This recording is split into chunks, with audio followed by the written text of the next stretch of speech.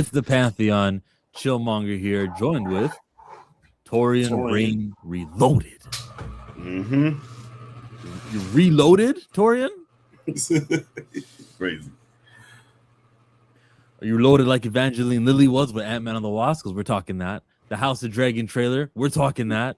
Blue Marvel has a rumored casting. Surprise, mother is being casted. Daredevil viewership needs to be chatted about over here. There's more rumblings about Super Smash Brothers movies. The Michael Jackson movie called Michael might be getting that sequel, might be greenlit. And I did get to see it. Loved it. Taurean, you saw, how many times did you see it is what I should ask. I saw it twice. I saw it on Wednesday when they did the early access. I guess you could say that was more like a fan event, and man, oh my God, it was like a party up in there. When the credits was rolling at the end, the people stayed, people started singing along, people was dancing, people dressed up. I had on my well, you saw it. I had on the Michael Jackson baseball jersey. I had the fedora, the glove. I had a good time on Wednesday. It's crazy to believe that time flies so fast that it's been over a week since I went to go see it, and then I saw it again on last Saturday, and I saw it with a different audience, and it was packed there. Every showing was like almost sold out, like literally, like they had endless showings, and it was very really packed for every last one of them. And I'm glad to see that the movie is doing well. And like Chill said, that it's not even a possibility. They already confirmed it. Like they already confirmed it on multiple sources that they greenlit a sequel. Like Lionsgate has already given the green light to go ahead and do it. They just said they just got to make sure that Antoine Fuqua's schedule is clear so they can go forward with it. What's on his schedule that needs to be cleared out? You know, like you can figure it out. You can make this movie. And in a way, though, because they already filmed some footage from what was supposed to be in the first movie, so we'll see lots of footage from the first act, let's say, and then you'll get to see Michael get older with the movie because Jafar Jackson will have aged between filming that and filming this. So, like, you know, time really isn't the enemy, right? Like the music is timeless. The guys, like they show pictures of what was going to be in that third act that they had to scrap. I mean, I don't know if they're going to still keep some of it in, but like I said, whoever is over the makeup for this movie deserves all the awards, because oh my goodness, because you watched it, Chill, there were certain angles where I thought that was actually Michael on screen. I couldn't differentiate between him and Jafar for a moment. Like literally, I'm like, for moments, especially during the Thriller era when he was in the studio, I'm sitting there looking like, damn, this looks just like Michael Jackson. And it's crazy how when you look at that and how he was able to embody him, from the voice to the movements to the mannerisms. Like he literally didn't just imitate his uncle, he became him. Like that's so eerie how and this, mind y'all, this is his first movie ever. This is the first time he's ever acted in anything. And imagine this is your resume. Like your first acting credit is playing your uncle, who was, in my opinion, the king of music. Like, talk about bragging from the start. And your next role most likely will be playing him again in the second part of this movie. Yeah. The other one who looked just like him, who am I gonna say? Do not say it. Don't go. No, you better not say it. Oh, I thought you know what I thought you was gonna say. I thought you was gonna say something else. Okay. No, Coleman looks like Joe Jackson. Like that was a good, fine job there. Well, are we doing the Michael review right now, or are we want to wait for the other guys? We can review movies and then. No, actually, no. We're gonna save it. We're gonna sit on it. We're gonna sit on the review. That's why I said let's wait until the others come up. But I know they have some stuff. Yeah, because the international box office did way better than I thought it was going to do. I had the lowest expectations. Chill, you are probably one of the only people on planet Earth that thought that. Let's be honest with ourselves here. You are the only one who thought that the international box office was going to be low. I did. Well, it was still lower than what Bohemian Rhapsody did and some of the other international hits compared to. Like China didn't still show up for this, but I gave a low prediction of what I thought would have happened. But look, but also the thing is, movie is succeeding, and Chillmonger is gleeful about this. This is great news. Like I'm happy. Well, also too, it hasn't opened up in every market yet either. I think it's still some international markets that haven't opened up yet. So they still got to wait for that. I don't think it's open in Japan yet. And Michael had a huge fan base in Japan. Like, shit, if you want to know what Michael Jackson's impact was, all you got to do is go look at Michael Jackson's footage when he went and visited various places around the world and saw how the people were chasing behind the barricades. People was hanging. I literally saw a clip of someone hanging off of his limo as it was driving, like literally getting dragged while his limo was driving. Like, this is people would travel from other places, probably damn near empty out their bank accounts just to get a glimpse of this man. That's how much of an impact that he had, because he became more than just an entertainer. He became almost became, for some people, almost godlike. Like, he became a whole entity within himself. He almost wasn't human. Okay. How about this? Mm-hmm. How about this? Yes. Your girl, the Wasp, Evangeline Lilly, did something that she's not afraid to do. I don't think she's like, this has always been a woman who's very content with her acting career. She even retired after Lost, and they called her back to play this Wasp thing, and she said, fine, I'll give it a go. During lockdowns and vaccination, I shouldn't call it a vaccine, it's not a vaccine. But during that period, she was more so not doing the company line and not doing what mass media was trying to do. And she was outspoken then, she's outspoken now. Evangeline Lilly, Hope Van Dyne, has something to say about these major firings in Marvel. It's a bloodbath at Disney, and Marvel Studios just took the worst of it. Yesterday, the company laid off approximately 1,000 employees company-wide, and nearly the entire visual development team at Marvel was let go. Before I spread this post, when I saw it on social media, I needed to fact check it. So I reached out to my good friend, Andy Park, who was the genius behind creating the original Wasp supersuit and the original Wasp concept drawings for the film Ant-Man and the Wasp, and just said, is this true? Is this really what's happening? And he said, yeah, it's true. I have been let go. And really, Lawrence? I can't quite believe that Disney have let go of the artists who brought the current Marvel universe to life through their imagination and their genius. That the people who invented these characters in the first place, who designed them in the first place, are now being replaced by AI. Can we, like, obviously, you know, me being me, you being you, us knowing better, these are comic book characters. We don't stand by what Evangeline Lilly said, but she means it in the context of movie making, that they invented the characters. Yeah? Mm-hmm. Yeah. Okay. Keep on going, Evangeline. AI that will take their designs and take what those artists created and use it to create iterations of that.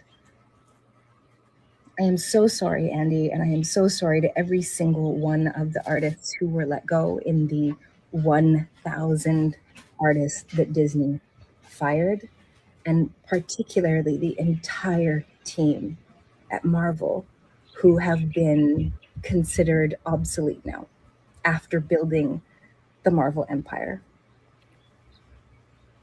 If you're a huge fan of Marvel, just take a moment today to think about them, to send up a prayer for them, to honor the people who created the world that you fell in love with.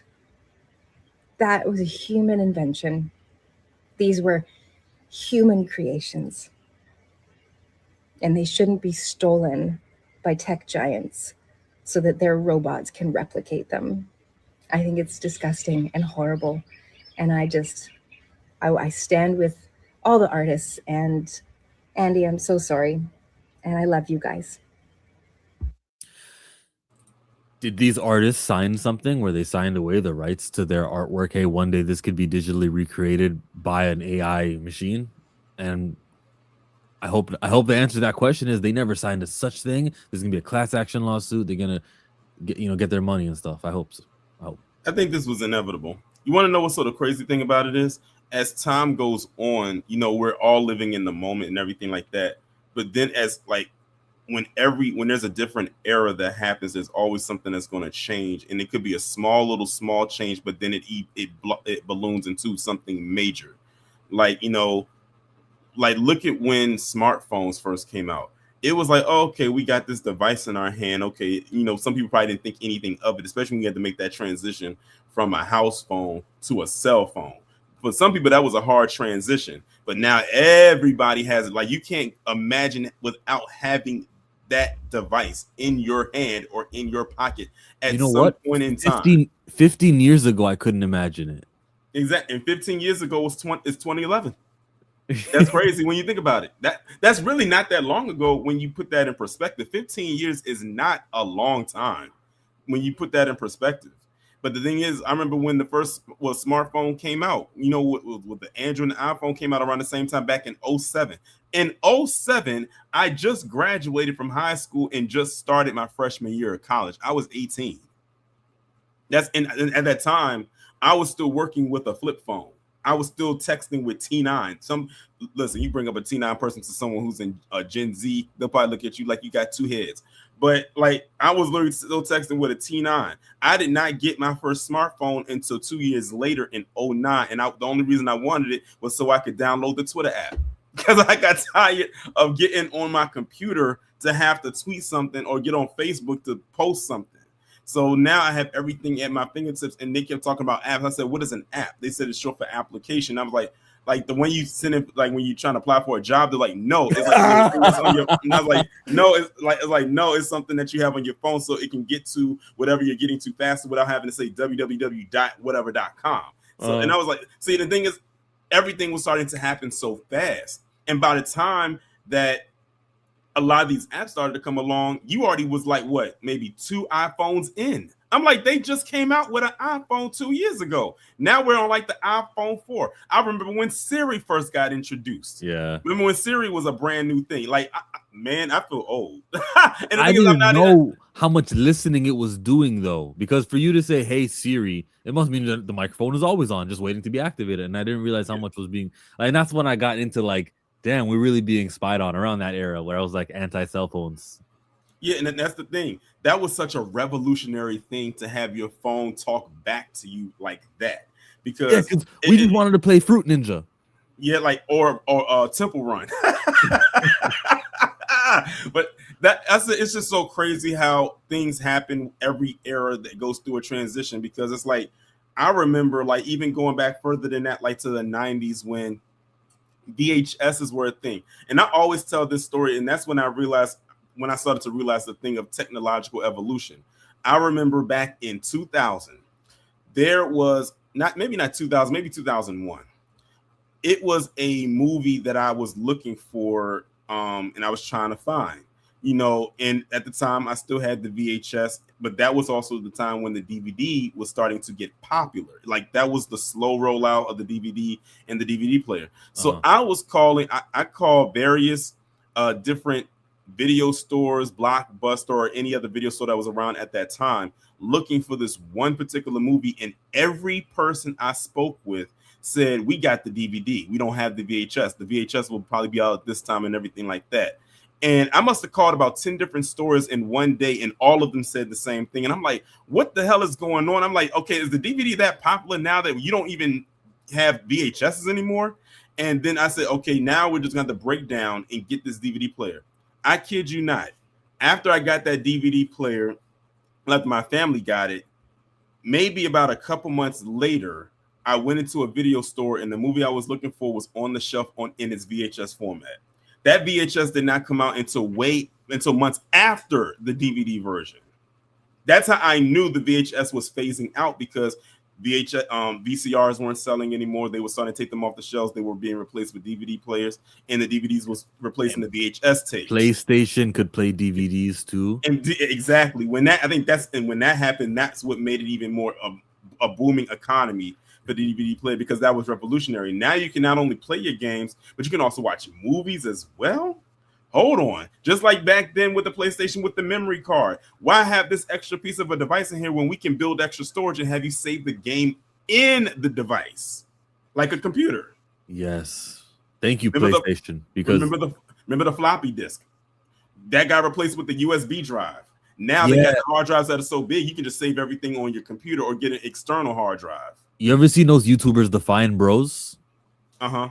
Yeah, so they were doing a reaction and kids had to react to the floppy disk. And they're like, is this the thing on a Google where you can save the document? Is that the save icon? Because it is. And I was just thinking, wow, like if I was born 10 years ago, that's probably what I would think the floppy disk is. Yeah, it's literally the icon for the save button. But you know, that's as far as now you'll see a floppy disk is with that icon. How many government secrets were recorded on a floppy disk? Probably a lot. A lot. Back then, we wasn't talking about gigabytes and terabytes. He's like, just give me this floppy disk and let me put this thing into the thing. And I remember literally, it was an actual floppy disk. Like it was skinny and it literally like you could shake it like them old Polaroids and it would be floppy. But then they came out with the more smaller condensed ones and those were more hard and more durable. Yeah, for sure. So I don't know how Evangeline Lilly sparked that, but that was fun. I like reminiscing on past and stuff like that. Yeah, because it makes you realize like where we were at one point and how we are now. And like I said, we are in the middle, or we're in the second half of the 2020s. So that means by the time 2030 rolls around, we're going to transition into something else, because every era there's something or some things that goes on in it. And then when the next era hits, it's going to be something else. It's crazy to believe we are 6 years removed from 2020, and there's some stuff that was happening then, minus the obvious, that are not happening 6 years later. Whether it's the lingo, the form of dressing, the style of music, it's like, and we're seeing it happening in real time. Like imagine our parents growing up back in the day, of all the transitions that they saw growing up between, I don't know when your parents were born, but for me, my parents were born in literally at the end of the 50s. They're thankfully still here. So they saw everything through the 60s, 70s, 80s, 90s, 2000s, 2010s, and the first half of the 2020s. Well, with age comes wisdom and lots of movies to watch. And yes. I had this thought about wrestling and how, like, I will be, God willing, I will be 89 years old tuning into Monday Night Raw because there's no off season. This show doesn't end. And like, I love being my fandom of wrestling. And then I was thinking of TV shows like for Marvel and DC, right? Yeah. And I'm like, no, I will, if the shows are bad, tune out and not watch, right? Like, and that's me trying to segue into what's happening with the Daredevil show, which I am not watching, but Born Again. Okay. Season 2's viewership drew 4.5 million views and 10 million hours in its 5-week window. This marks a decline of about 46% in views and 54% in hours watched for the first 5 episodes compared to season 1. So it's doing about half as much. Which is interesting because I didn't really care for season 1, because one issue I had was they had multiple writers on there, and it seems like they couldn't get one linear story correct. Where I feel like I actually really enjoy season 2. I don't know why the viewership might be low. You know what? I think I know why it is. It's because it's way too many shows on at one time that people are probably watching. Because you got to think, for me, the shows that I'm watching right now are Euphoria, Daredevil, Born Again. I am watching Maul. Invincible, their season just ended like last week, I think it was. I just got into Man on Fire on Netflix, which is very good, by the way. Good. What else am I watching? I feel like it's something else, but I can't think of it. I think it's a lot of shows happening at one time, so people are trying to scramble to say, okay, what am I going to watch? What am I not going to watch? Unlike where you might have that one show that might be out there just lingering by itself on an island by itself, where you can dedicate time to actually watching it. It actually feels like how it was, going back to the nostalgia factor of how it was back in the 90s when you had like a show on every day.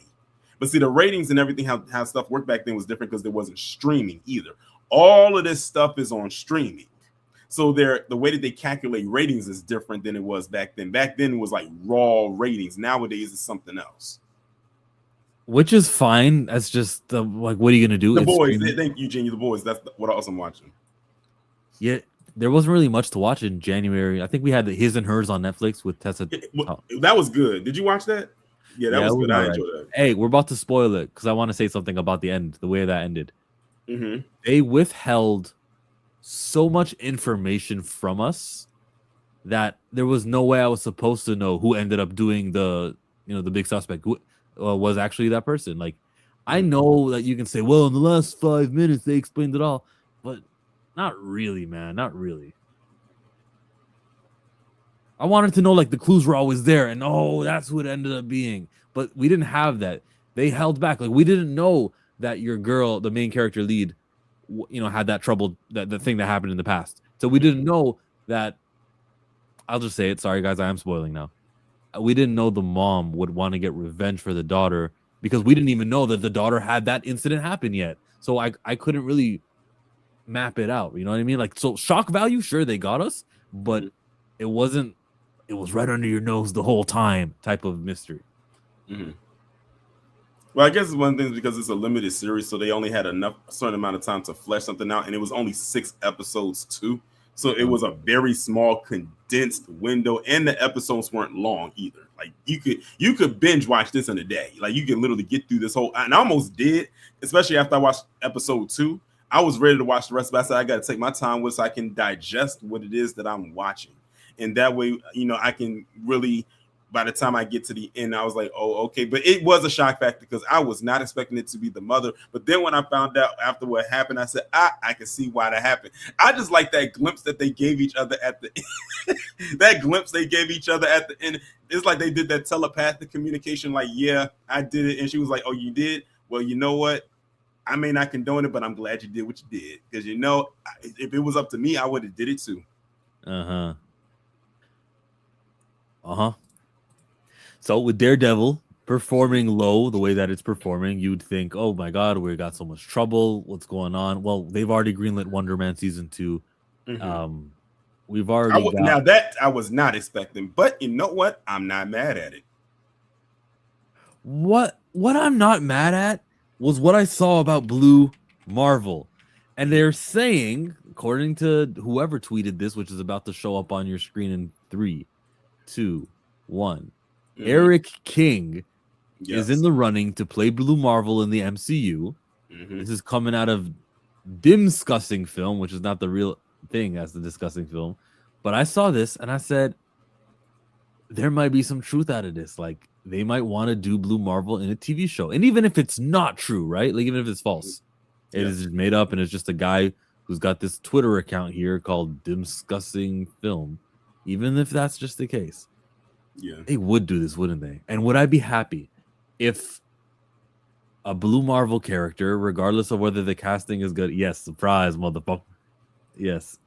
If they put Blue Marvel in a Wonder Man show, do I go, okay, well, I wanted representation, I got it? Or do I say, damn, they Disney Plus'd him? Or do I, like, it's not even his own show? Like, what are my feelings? Very mixed if they were to do this.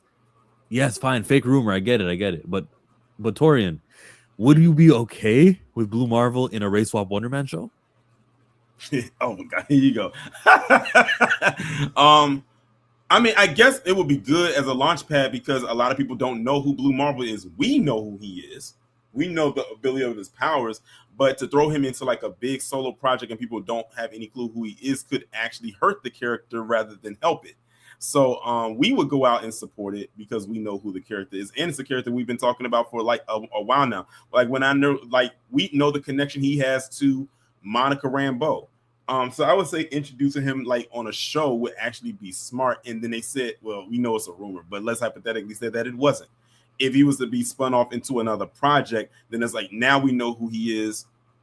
Now we can put him somewhere else. And it'll have people go and look up the history of this character to find out who he is, where he came from, all the trials and tribulations that he had to go through because he went through some stuff. If y'all never read or looked up any information on Blue Marvel, I would highly suggest that you do. It's a very, very good story.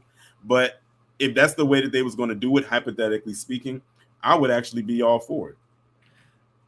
Even if it's in the Wonder Man show. So I can see that.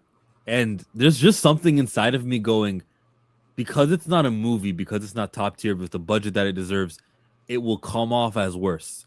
So there's that inside of me. But again, like, Does this not popularize the character? Putting live action, it would, Now, and then he could also show up in an Avengers team up. Now, one thing someone did that I did look up though is like them, even though this is a rumor, again hypothetically saying the actor is 63 years old. He's not a young actor.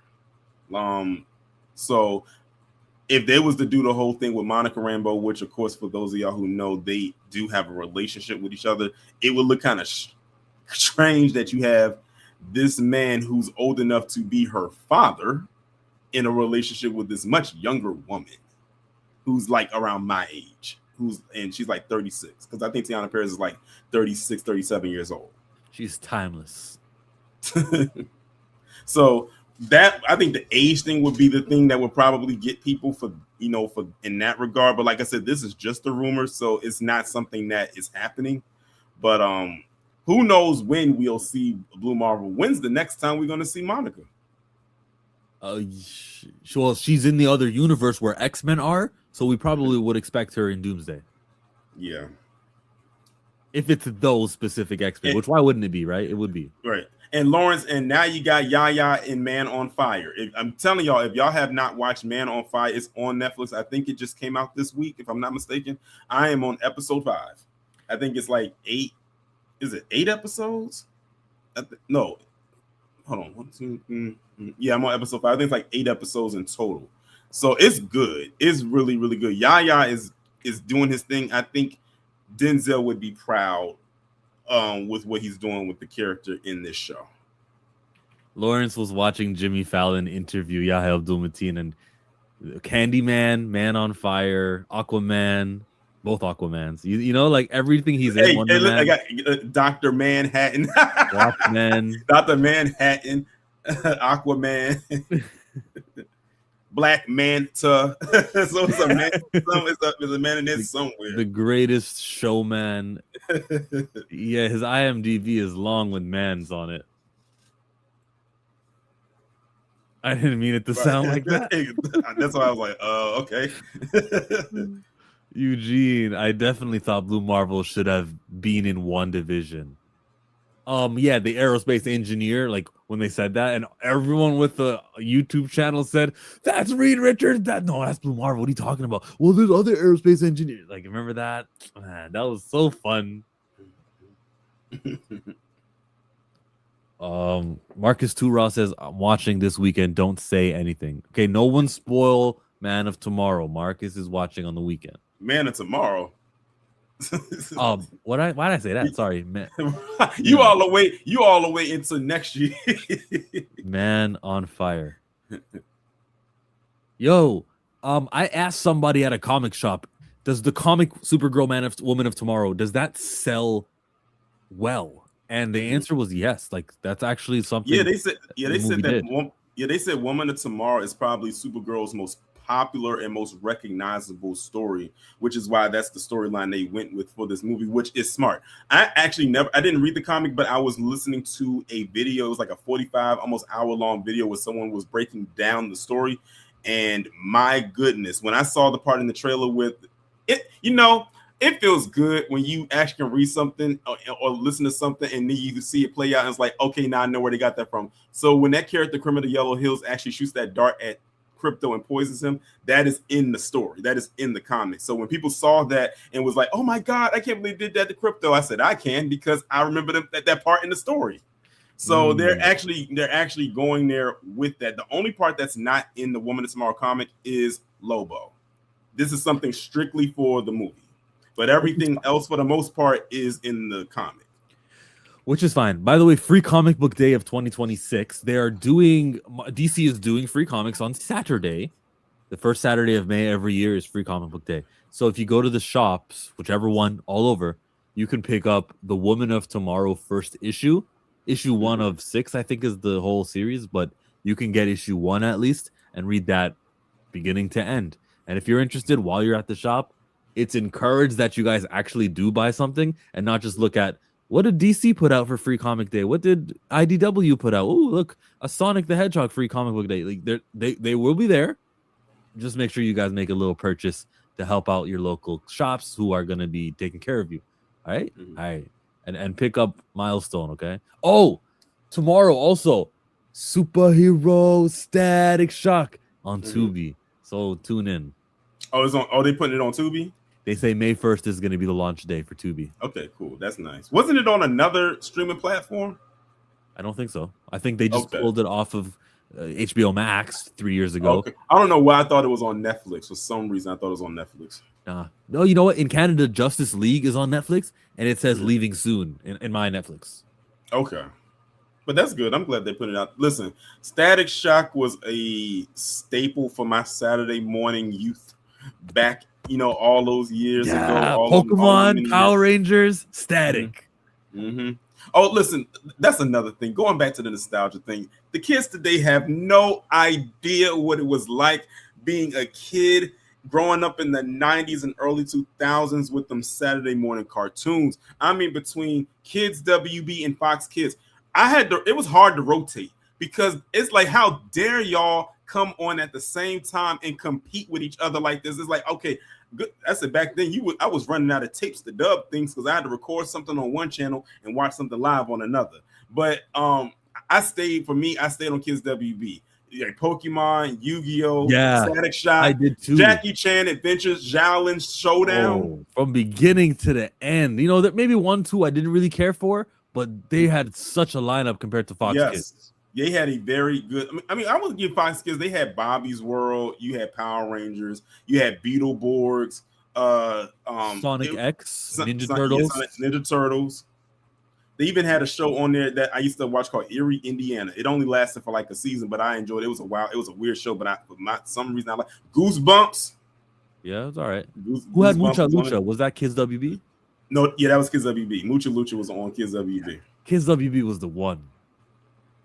Oh yeah, Batman, X-Men, Spider-Man, that was all on Fox. Superman was on Fox too. And Fox had Digimon. For some reason, I could not get into Digimon. I think it's because I was such a Pokemon head that I was not trying to pivot. I felt like I would have been betraying the Pokemon thing if I went over to Digimon. Huh? Could you do Yu-Gi-Oh? I did. Listen, I was a Yu-Gi-Oh head. I watched shows. I had the cards. I even went to some of the local tournaments. Like, I was Yu-Gi-Oh down back in the day. You couldn't tell me nothing. Saw every episode, even the spinoffs. The movie too. I was locked in with Yu-Gi-Oh back in the day. My bad, Blue. We don't really know about Saturday morning cartoons. So what? X-Men, Transformers, He-Man, G.I. Joe. Is that more your era? Your cup of tea? Well, Blue came up in the early Saturday morning cartoons, so he has to go back more like to the 80s. So he caught that way, then the 90s and the early 2000s. Me, of course, for me, it was the 90s and early 2000s. Did Master P have a cartoon? Why do I feel like he did? Romeo had a show. I know he did, but it was on Nick. It was on Nickelodeon. Yeah, I saw that. He said, "Oh, send the link, bro." We're crowded today, Blue. I don't want to say no to you on stream, but there it is. He said 80s. That's what I thought. So yeah, Blue came up with in the 80s round. So he had that 80s round right there, which was the one upper advantage over us. But that's fine though. Shout out to the 80s. Blue is about to enter from wherever in the world he is. Digimon Digital Monsters. It's okay. We got some fans. Some guys could cross the picket. Yeah, I'm not gonna say that. Like, even though I didn't like Digimon, I'm not gonna discount that Digimon didn't have a base. But everyone knows Pokemon literally set a bar so high. Digimon just kind of got lost in the dust. I mean, like Digimon came for a little bit and then it was gone, but Pokemon was still there. Yeah, I hear you. Yeah. Pre-order the Batman and the Static Beyond trade paperback. Where did that come from? I mean, I don't disagree with that though. Yeah. Batman Static Beyond. The pre-orders are able to be pre-ordered. Let me see this. If you guys like supporting comic books like this, it releases in August. The final order is May 25. So let your shops know before May 25 that you want this in your pull list and they will order. If you don't, they might just get one and put it on the shelf. Or if you have a small comic book shop, they won't order it at all. So before May 25, pick up this trade paperback collecting 6 issues of a crossover from an Elseworld story of Batman and Static Beyond. And he's much older in this. It's really cool. And it will release in August 4. Pick it up. Pre-order May 25 one more time. Okay, Onyx, you got your plug. I hope you're happy, Onyx. I caught a shiny Onyx in my Pokemon Leaf Green playthrough. I was very happy. Thank you for that. You said, I wish James Gunn let them make the Batman Beyond animated movie. Oh man, I saw someone do a fan film for Batman Beyond, and it looked so good. The only thing I hated was that it was only 15 minutes, but it was so good. As a matter of fact, the person who played Terry McGinnis was the actor who played Beast Boy in Titans. Was it? Yeah. I don't know. It might still be on YouTube because that's where I saw that, and it was so good. That 15 minutes alone looked better than half the shit that DC got going on right now, unfortunately. And it was a fan-made film, and you can tell they took their time to really put something together that was only 15 minutes. Just 15 minutes. Yeah. Blue says, yeah, that's how he got the Titans role. Blue, check your DM in Twitter. Twitter is where I sent it instead of Instagram today. WZ says, scrap Matt Reeves' Batman and give me Batman Beyond. I'll take both. Because people are craving Batman Beyond just like people are craving Miles Morales. So, Batman Beyond, another Saturday morning show on Kids WB. That was another one. Batman Beyond. I love when he used the utility belt to turn invisible. That was my favorite feature from him. When he turned invisible, I was like, Batman done turned invisible? That is crazy. Batman was such a staple, bro. It was. Such a great Saturday morning cartoon. And every iteration of Batman's animated series was always good. I don't think they released one bad animated series for Batman, which is saying quite a bit. Even Brave and the Bold? That was a cartoon? I didn't watch it because I thought this doesn't look as good. Just the animation style. Well, I watched the Batman animated series from the early 90s, and then they did the Adventures with Batman and Robin, which is basically like a light spin-off of that. Then they had Batman Beyond, and then they had the other Batman that came on after that. It's like all of them were really good. Yeah. Still waiting on your boy Blue's house. How about we just do another news topic here that Darius has sent us. Darius sent us this about multiple Green Lanterns appearing, okay? The potential leaks for upcoming McFarlane figures featuring these various Green Lanterns. And that would be Batman Hush, Harley Quinn, yada, yada, yada, yada, yada. But for the Lanterns, Black Hand, Star Sapphire, Indigo, Atrocious and Red Lantern, Hal Jordan 2-pack, Vion and Fury, 6 heads, Dex Star, Green Lantern, Medfil, Nat Kilo, Tomar Ray, I think that's the bird-looking guy, Kyle Rayner, Modern, and Green Lantern Sinestro, that villain. This is Tomar Ray. So are these lanterns going to appear in the show? This is a fun question. Great question, honestly. And sometimes toys are giveaways. Sometimes it reminds me of Alan on Invincible. Sometimes toys give it away. Sometimes they don't. Yeah. Remember sometimes the toys will give away a spoiler.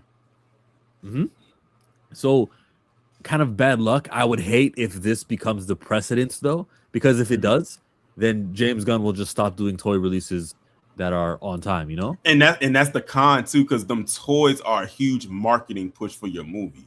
Like that's a part that is a huge thing, especially with the kids. So like that's the hard part right there. And the thing is, sometimes it's in the contract, they have to release those toys. They got to do it. It's just like, on the flip side, it's like it could be a spoiler there. That's the other part. Because the thing is, even though the toys are for the kids, not only the kids are going to get the toys, you're going to have some people that's out there going to collect them and probably put them in their room or something like that. Not open them up, just have them there. But yeah, I can see that. I can see both sides of that. And you have to have it out the week of the movie because that viewer is going to be so interested, so riled up. Now's the time to spend money. They won't care as much if it's 4 months later because, That's how long they wanted to take to keep the secret, and that's how long they took to start production, and yada yada yada. Blue is in the What's up, building, Blue? as well as Planet What's up, Fanatic Darius. Now, What's up, people? What's up, family? Hello. We're reminiscing on old times. Yeah, man, the 80s, man. I said y'all talking about Saturday morning cartoons, man. Y'all, I'm trying to tell. Look, the 90s was dope. Early 2000s dope. I hate that they killed Saturday morning cartoons. They killed it, man. And it was because the education system killed Saturday morning cartoons. I need y'all looking at that. I'm not going to elaborate because it's a big whole thing. They wanted on Saturday, they wanted educational programming to be a thing. That's why you start getting like The More You Know, all of these like drug related issues and stuff. And then Saturday morning cartoons became what they call too violent. Power Rangers kind of killed Saturday morning cartoons. It's a lot of things that went into the destruction of Saturday morning cartoons because parents were saying Power Rangers too violent, this cartoon too violent. So you started seeing softer cartoons come out, and kids just lost interest. And they started putting more like educational or like real world things into the cartoons. Yep. That's why you got shows like Captain Planet. I mean, that's when you had a combination of real world stuff, but also they made it cool at the same time and digestible. They started doing live action. You started to get it like Saved by the Bell. What was the one with the basketball with my man from Blackish in it? Anthony Anderson. Yeah, Anthony Anderson. He was in it. He's dating Roxy. Did you know that from 106? Okay, that's what's up.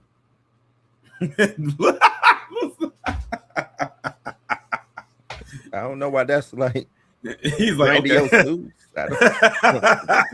We're happy for both of them. Yeah. Like, I don't know what to say about it. I mean, okay. But his show, like they started doing live action Saturday morning teen targeted TV stuff like that. Not saying that it didn't work because I don't know, because they say Saved by the Bell was canceled every season. So I enjoyed, me personally, Saved by the Bell was a huge part of my childhood. Mine too. I watched the reruns and everything before I went to school, like when they used to air in syndication. Every morning before I went to school. Thankfully, the school I went to in elementary school was right across the street from me, so I could literally watch the whole episode and leave at like 7:59 and be there by 7:59.59. So so yeah, like say about it. I even watched it when they did the college version, even though that was very short lived. Like it didn't even last the whole season. But that's what they say. They say even the original shows, they say they did not know if they was coming back next season because every season it was canceled. Mm-hmm. Who's the Boss is better than Saved by the Bell? Boy Meets World is better than them both. Who's the Boss is two different shows. Who's the Boss is and Saved by the Bell is two different. Saved by the Bell came on in the mornings. Who's the Boss came on at 8 o'clock at night. And it was pushed towards adult. Now, what you said, Darius, which one was better? He said Boy Meets World. That was good. I think it's an argument to be made there. I don't think that's a bad take. It's funny too. You know, it's funny that Darius brought up Boy Meets World because the actor who played Mr. Feeney, he turned 99. Yeah, like last month. He's still with us. He still does conventions too. And it's crazy too because for those who watch Boy Meets World, I can't bring myself to say his name the regular way. I got to say it the way Eric said it, Mr. Feeney. He used to kill me when he would say his name like that. Yep. But no, that ain't a bad take. Boy Meets World over Saved by the Bell. Yeah, I ain't mad at that. Another show that was out back then, even though it wasn't a Saturday show, that stayed on for a long time, even though I didn't watch it, but you could not go a week without hearing about it, was Beverly Hills 90210. 90210. That show stayed on a long time. It was on Fox, and it was one of those shows that if you did not watch it, you heard about it. You knew that show existed. And I never watched one episode of that show until I got older, like maybe in my teen years, and watched it. And I said, I can see why people love this show because that show had some shit going on. You ever watched the reboot? I did not watch the reboot. I know there was some that was more for a newer generation. By that time, I didn't care to watch it because it was like I already got my fix from the original. The reboot had from The Wire. Mike from The Wire. He was the main. Yeah, he was. Tristan Wilds. Yeah, he Tristan was. Wilds. That's him. Yeah. Yeah. Okay, I was thinking of the guy with the scar on his face. But Nah. Are you talking about Omar? Nah, he wasn't. Omar. That was our soaps back in the day. Did you guys ever, care about soap operas? Get into them every now and again? No. A Black American Family. Yes. My mother. Yes. I watched them with my. I got sucked Listen, in. I fell it was into called- watching them with my mother. She watched Days of Our Lives. Days of Our Lives. Yep. The nickname was called The Stories, or The you Stories. your mother, your grandmother say, "My Stories is on. Shut up, go in the other room. My Stories is on." Like, you better I didn't have to not go in the other room. I was watching them. unless you watched it with them. Like, but if you was going to be in there, you had to be quiet because you were trying to catch everything that was going on. You didn't want to miss nothing because, especially back then, you couldn't rewind it. You had to watch it. If you missed something, Well, see, Taurean, Yeah, during the it was like- summer, I was in charge of recording the soaps. I had to change the channel from when The Young and the Restless went off. I had to change the channel to when Days of Our Lives came on. So I had to record both of those. General Hospital also. Like, all of that. That's how my All of mother that. was. That's how my mother was too. When she was at work, she had the tape on and she had the thing set to record. She Yep. was. My mother was a CBS soap person. Still is. Like, she was watching Young and the Restless and As the World Turns and Guiding Light. She wasn't a Bold and the Beautiful fan, but she watched the other three. Now my To this dad, day, Thanos has nothing on Stefano. To this day. You talking about Stefano Demira? Brother, Yeah, you no. know who I'm talking about. Brother, Derek? You know no. who I'm Stefano. you know what I'm talking about? Stefano used to have motherfuckers stressed. You guys don't know Alistair Crane. They couldn't show his face on the screen. Remember? Oh, you talking Passion? about? You talking about Passion? Are you bringing it With the way damn deeper? doll. Yeah, the neck up. Passions. Passions was Passions. That was was a just wild funny to me. show. Passions was was a funny. wild show, That and, was- and the thing yeah. is, that was the one that I started watching on my own. Like, I was watching it because that was more for a younger generation, like my generation coming up. Because at that time, it was years since they had a soap opera on it, a new one on the air, and I would watch that. My favorite storyline from Passions was when they had the whole natural disaster happen. Do you remember that one? When they had the earthquake and the tsunami because the spell went wrong. That was my favorite storyline. That storyline went on for like a whole week. They made a big deal out of that, and it was a good one because it was like, damn, all that stuff happening, but it was some stuff that did make me laugh though. It was some. I just thought that was the funniest. Every year they would add another sibling to the Lopez Fitzgerald family. I just thought that was the funniest thing, man. Funny. Damn soap opera.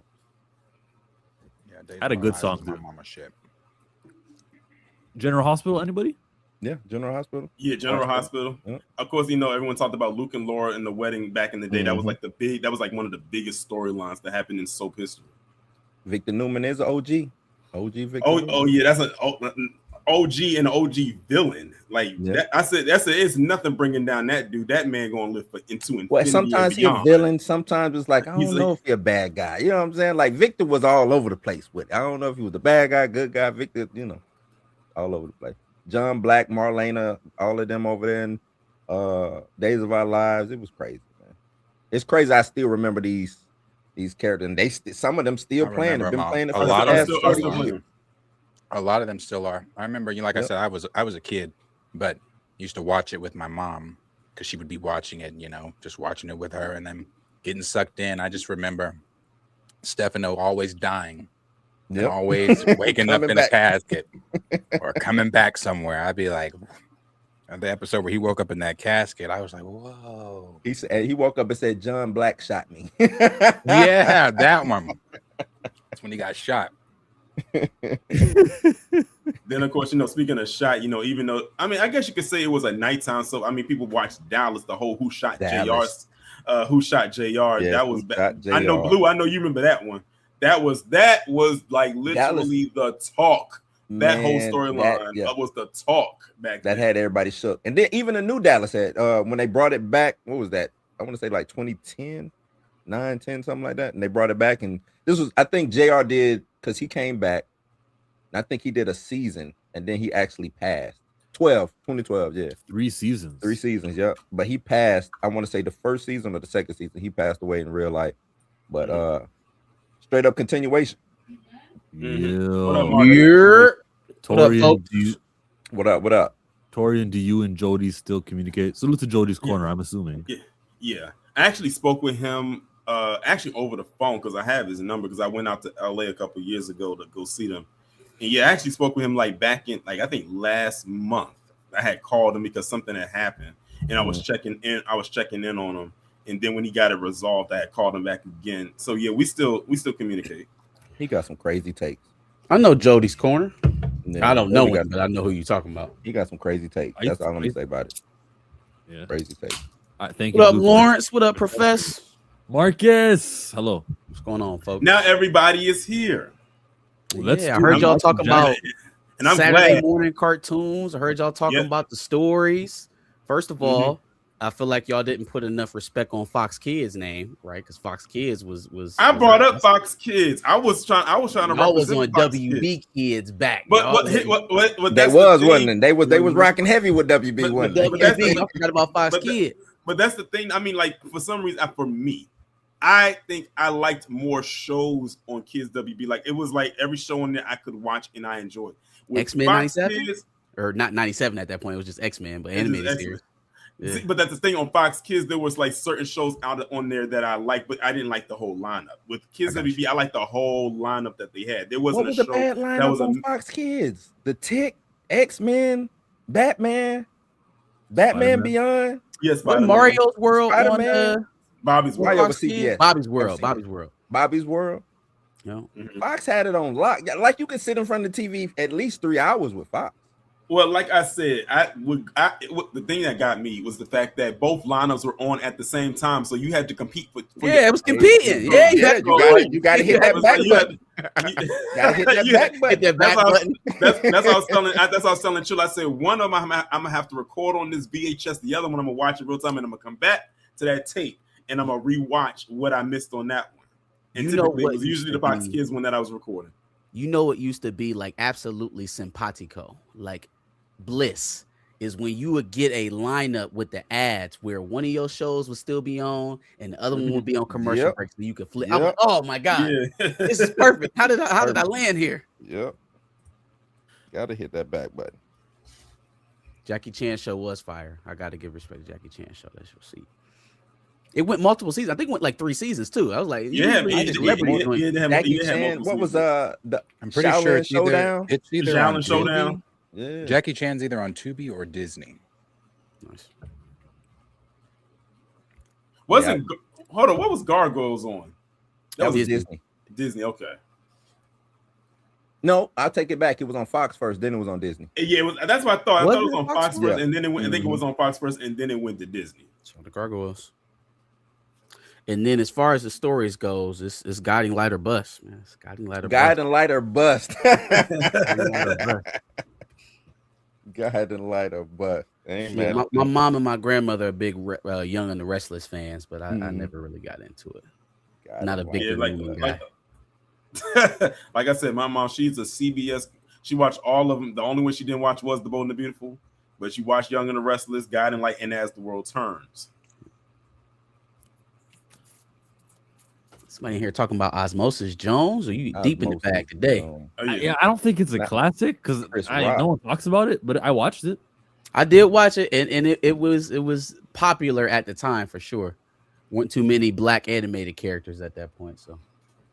Chris Rock. I remember seeing a movie. Why he not trying to get the live action Osmosis Jones going? See, he tripping. What would a live action Osmosis Jones even look like? Yeah, I don't think I want to see that. That would be a horror movie for real, just by the look of it. That would not even be a kid's thing. That would be a horror movie. Not as old as those, but American Dragon Jake Long in line with that Jackie Chan stuff. That was a great one until they changed the animation. When they changed the animation, I wasn't really fucking with it. But why did they do that? Like, what was going on? They changed. I was big in the Saturday morning cartoon, like why they went away. So I did a whole little deep dive, man. They changed the. They wanted to get cheaper. So really did. Yeah, just success. Like X-Men wanted to get cheaper. I don't know if y'all, if you watch X-Men, you see the animation style go from this to shit. Like, and X-Men animation just went downhill. They wanted to get cheaper.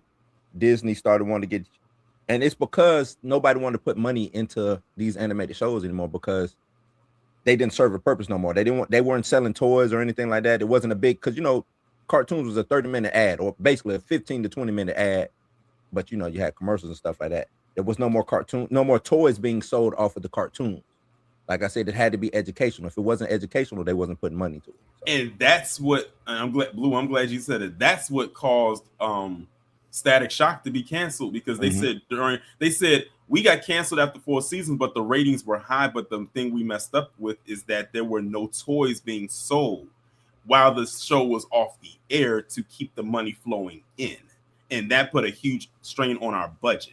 So we couldn't go forward. So they got canceled during a high, not a low, because they didn't have any toys to sell, or a lot of merch for that matter. There wasn't a lot of Static Shock merch or toys being sold. There's they not were much the now. off season. Static, I think, was like the number 2 animated show during its time slide or something like that. It was either number 1, number 2. It was after Pokemon on WB. Yep. Mm-hmm. Is it okay to call Static Shock? And I will clip this and show it to Paul. We can call him Static Shock, right, guys? Well, the show is called Static Shock, but his character is just Static. I feel like both are acceptable. The cartoon was called Static Shock. Static Shock, but his character name is just Static. Static. Right. Virgil Hawkins. Young Virgil. What a know-it-all. His name's Virgil, actually, guys. I read the comics. So, were you there in '93, Milestone Media? You were in line. Yeah. Did you meet? Actually, I ordered it through a service. I wasn't in line. I ordered it through a service. Oh yeah, no, I believe. I was overseas at the time, so there was no, unless it was came to, like, because we didn't have a comic shop where I was at. It was just it was called Stars and Stripes. It was like this. Everything was there, books, magazines, whatever. If it came, it came. If it didn't, so at that time, Wizard magazine was out. You could order through like Wizard, stuff like that. So that's what I was doing.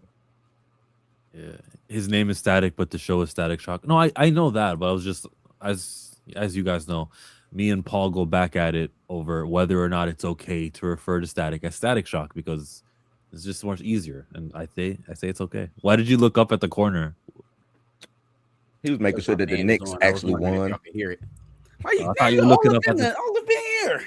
Because I thought you were gonna point at the thing behind you, the Static thing. Oh, no, yeah. Shout out to Virgil. Shout out to Verge. Verge. So we jump over to a House of the Dragon. We got to get rid of all these discussions. I'm about to play the trailer. I'm okay with playing it because it's House of the Dragon, even though they'll ding us. Are you guys okay with it? Do you think? Run it. Darius? I don't think they're gonna ding us. Okay. This shit look like heat. You now have the power no man has ever wielded. You will have an empire unassailable, Rhaenyra, and our children will rule it forever and a Go day. crazy.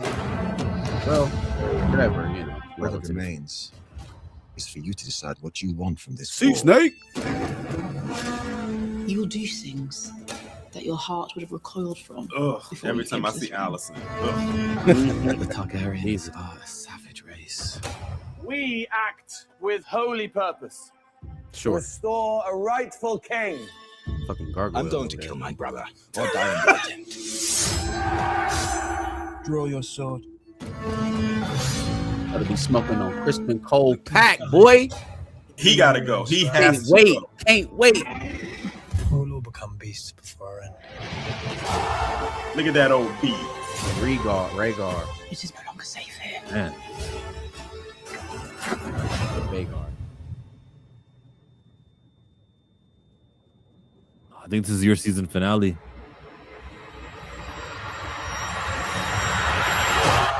There will be no doubt who the gods have chosen to rule. I'm ready. They can't even do any worse than they did last season. So No, they I'm ready can't. for But this. at the same time, as long as they don't fall into the trap of piecemealing you, right? That's a trap. That is a trap that so many shows are falling into nowadays. The boys notwithstanding of this. Hey, we know we're gonna get there, but before we get there, let me show you these commercials for this other shit that we got going on. Or let's slow down and do some backstory. you already said it, Torian. Last season was the backstory. That was the setup. That was all of the dialogue we needed. Yes, it was not backstory. That what he did at that damn council with all the visions and shit has nothing to do with going forward. It doesn't. What you talking about? I was ready. I was so ready for Damon to finally. I was so ready. I was so ready for Damon to leave Harrenhal. That's what I'm saying, though. Like, we wasted so much time with season 2. There's no reason to piecemeal. I mean, we better be rubber to road, pedal down to the floor for the first 5 episodes. We definitely have to be. I mean, we're entering the Battle of the Gullet. I do not think we are about to get Battle of the God's Eye. I don't think that's happening until 4th season. Bodies.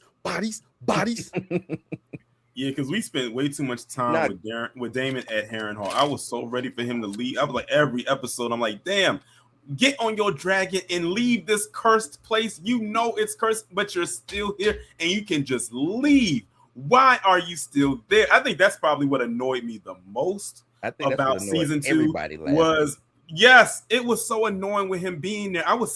It got to the point where whenever I would rewatch Game of Thrones and I heard Harrenhal, it just triggered a PTSD for me of like, oh God, Damon and his damn Harrenhal. Because they changed so much of Damon's story.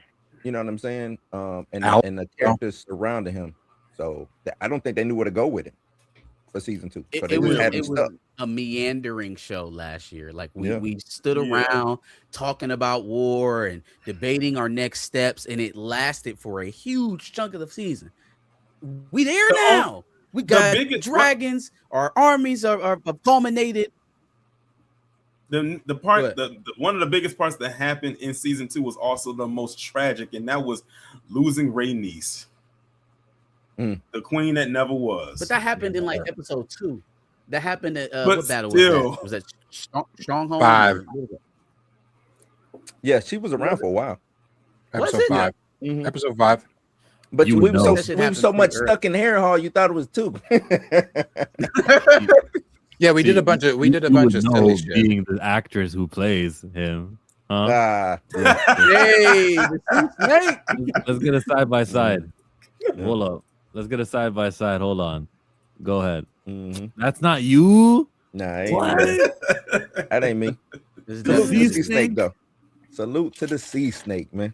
Look, y'all would know if there was any type of Targaryen blood in me or anything from y'all would know. I would have a dragon somewhere. Listen, Blue was able to get on the show. He said, "You know what? No need to put a Tyler Perry wig on me. Just dye the locks I got. Just dye the locks I got." Technically, the sea snake not Targaryen. He's over Valerian. Yeah, I know he's Valerian. But the thing is, never mind. See, he believe Valerian. All I know is but anybody from the old. The way it goes is it's not just the Targaryens who can do that.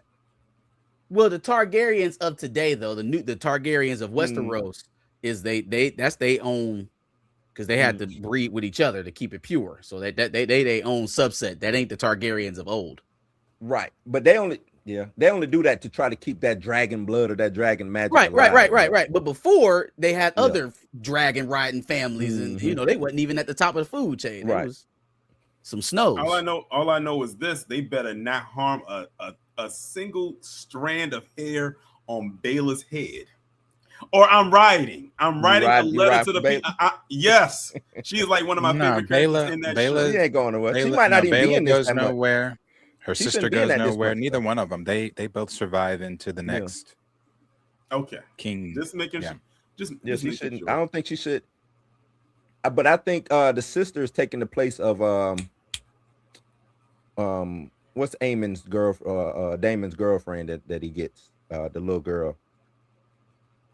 I call it his girlfriend, but I can't think of her name right now. She's the one who ends up getting. She was a dragon seed. She's the one who ends up getting the dragon. Are you talking about the girl that Rhaenyra kissed? The little, she was running a brothel. No. I'm about to say, hold on. Hell no, she better not. No. Stamina, listen, I'm telling y'all, I've been saying this since season 2. Y'all bet not harm Baela whatsoever. Listen, I will jump through that screen and be back in those times. I'm like, who is you? I'm him. That's who I am. You're gonna be like Martin Lawrence in that movie. What movie? The Black Knight. Oh. That's my movie, man. Boy, that love movie's Black Knight. funny.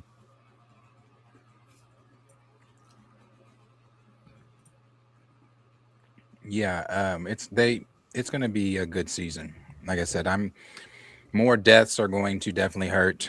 Rainey's hurt me. I'm a big Rainey's fan. So the Nettles. My bad, this there's next, Nettles. yeah, but Nettles isn't in this. I know. What- I think the Bayla's sister. sister. Yeah, she's it's gonna take that Nettles spot. because she's after what's that dragon's name? What's that Sheep one? Stealer. That's right, Sheep Stealer.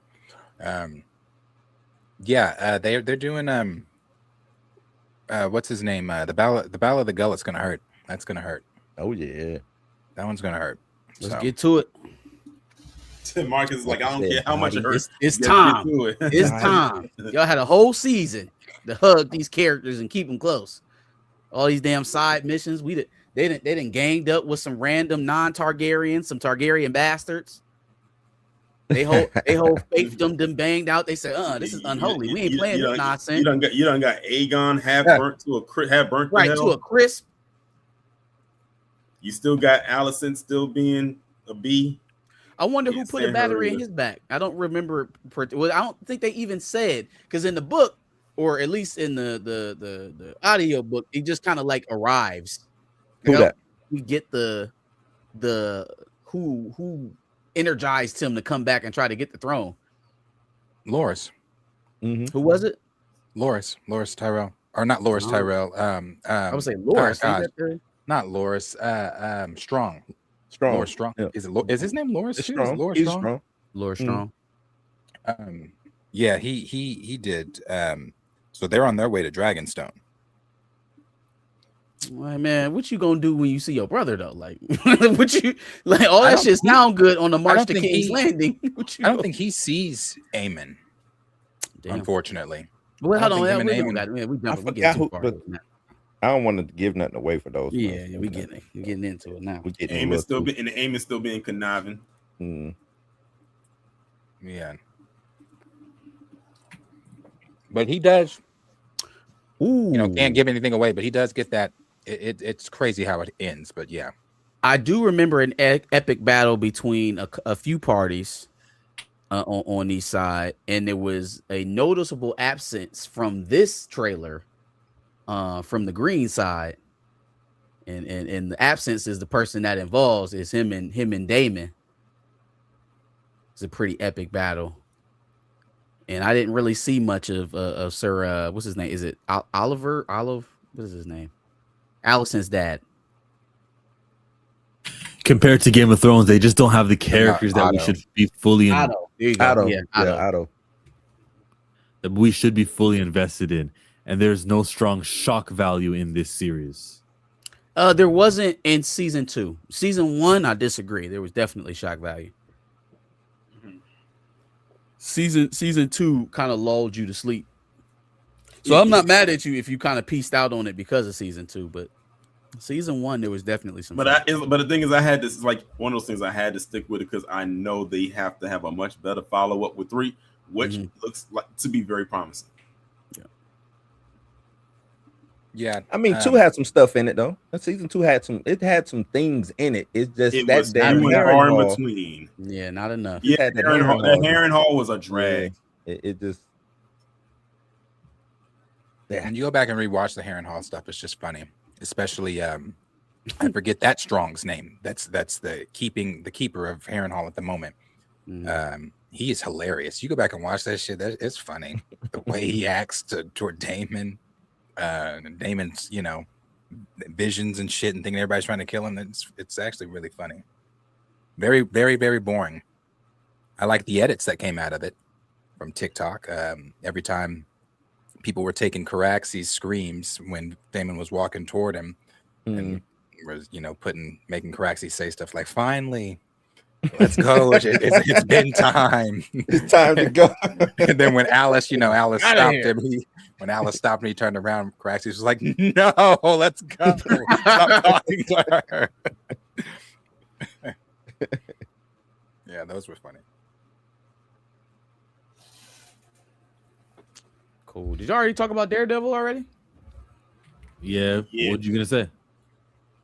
I thought it was pretty interesting that they that it seems like, from what I've seen, it seems like they're actually trying with this series. Like they're not they're not pulling no punches. They're well, other than waiting so long to try to incorporate the Defenders characters. That would be my only gripe so far. That and the isolated nature of New York. It's hard for me to envision a Marvel New York story that doesn't involve some of the heavy hitters of New York. Like for a story that's this outreaching for the city, it's hard for me to imagine that certain characters in New York are not popping up. You know what I mean? I know you got your Punisher thing going on. He's probably, maybe he'll have something going on in that presentation that happens during this season that we just not seeing. Right now, it feels out of place. Also, we already know who the big guy is, right? Like Brooklyn. We know who he is. Or no, where is he from? Queens? Where's Peter Parker from? Queens. Queens. Yeah. He's from Queens. So that's the obvious missing one, but we know why that's not going to happen. It still doesn't help them though that we have this big anti-vigilante push. I mean, shit. Kamala Khan ain't even brought her ass down from Jersey and did nothing to help nobody out. You know what I'm saying? She's just chilling.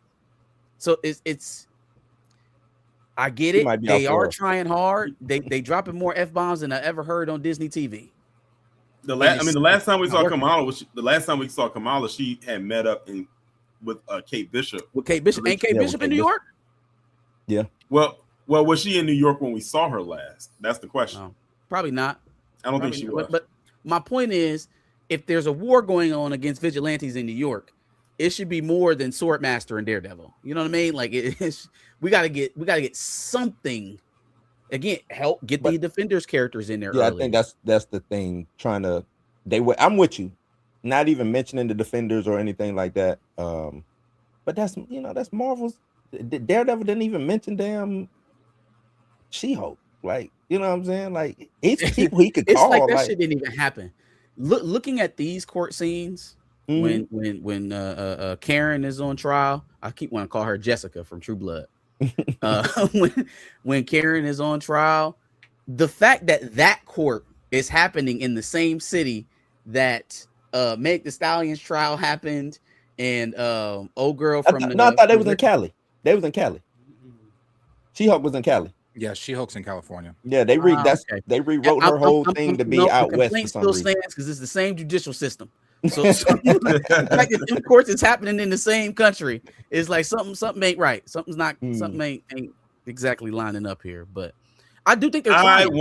I want Heather gone after what she did in this episode. When Karen gets free, I need her to put hands, knuckles, feet, kneecap, the whole ACL on Karen's back. I was wondering where that came from. Like, she's been playing this very like distressed and traumatized character all this season, and now all of a sudden she got that PTSD one time, and now she big dog. She can go beat up Karen. It's like, all right. Wow, she's cut. Like, can she really say that though? Karen was cut. Yeah. She was cut. She couldn't do nothing, and she knew that. But I still don't understand where Karen is on her own. She got choked by Kingpin. This episode, she told him about himself. She got choked by him. She got slapped by Heather. Like, she's getting in these people's heads. Like, she's messing with their head. That felt like a bit of a sharp turn, right? Because she wasn't really even into the choke with Buck. It scared the shit out of her. Now all of a sudden you beating up prisoners while they handcuffed to the table. The psychiatrist having PTSD, that angle that they're trying to play, I don't see the sale with it. You know what I'm saying? Like, I just don't see. It's also not a justification for supporting Fisk. Like, she's a smart person. Yeah, she's a smart person. She can realize that, hey, I'm traumatized. I went through something, but that doesn't make what Fisk is doing right. Like, she's not. When did she become a dummy? I guess Muse. Like I said, that Muse got that PTSD on lock. It's like you can say something to her, and all of a sudden she just sees him in her head. Like he did something crazy to her. And so because of that, I'm okay with disappearing citizens and lying and testimonials to get people, extricated into this soup jail. At a city level, too. At a city level. It's still misfiring to me. Like, at most, she should go run away and go get in a hole. Right. I feel like they needed to make her a bad character to explain, to kind of protect Matt, because Matt, they separated at the shooting at the end of last season, and he just end up with Karen. Like he don't, he just disappear and bang out on old girl. And Karen used that to her advantage against her because she knew. She knows her. She know her pressure point, trigger points. But I'm saying in terms of protecting Matt's character, how it's written, he's a bit of an asshole because he didn't even call old girl and be like, hey, "Look, it's over," or like he didn't explain shit. Man. He just ended up with his old thing. And I smashed She-Hulk last week. I get with you. Like, come on, man. I forgot she got the skins. I forgot all about that. Then I get with my old thing. Come on, lady. I ain't gotta call you. You should have already known it was over with, huh? That's crazy. You should have known. Do you know how I get down? I'm Matt Murdock, man. Nah, they just made her even worse figure to so that people wouldn't root for her. That's how they explain good, that. and you should. Good, and you should. Why do y'all think the viewership is down? Well, because people don't care about consequenceless TV shows for Marvel. That's a fact. That's a fact. That is I don't it. think you can say it any better. I don't think you can say it any literally better. it. That's why I'm like, I don't know why people online are acting. It's weird, bro. It's weird. I don't know why people try to pretend like the last 5 years didn't happen. That's why people aren't watching Daredevil. Telling y'all it didn't happen. That's why. I'm people not watching Daredevils or Echo or what was the other one? They just had one. I didn't watch that. Feige's telling y'all, hey, these last 5 years didn't happen. Don't worry, but don't pay attention to the man behind the curtain. Hey, man, the North remembers. The North I think it is scary hours that they are working overtime to make this show a adult version to kind of compete with what's on HBO right now, what's on Prime, and what Apple TV is doing. This is their premium adult content, and nobody's paying attention because they failed at doing that early in the game. Like when people was already saying, "Hey, make this stuff adult." Because it's on TV. We don't need this big grandiose. We don't have to play it safe on Disney Plus. Right. You know what I'm saying? Yeah. You don't have to play it safe on Disney Plus. I'm sorry, Blue. Go ahead. No. That was basically finished. I don't even think they were even trying to play it safe. I just think Marvel at that time, coming off of Endgame, having literally the world in the palm of their hands, because you had people that didn't give a flying shit about comic books, never picked up a comic book, never nothing, paid attention to Marvel, the cinematic universe. They thought their shit didn't stink. They said, we can feed them bullshit and they're going to gobble it up. And we did for a second. And on top of that, they didn't have any competition with DC.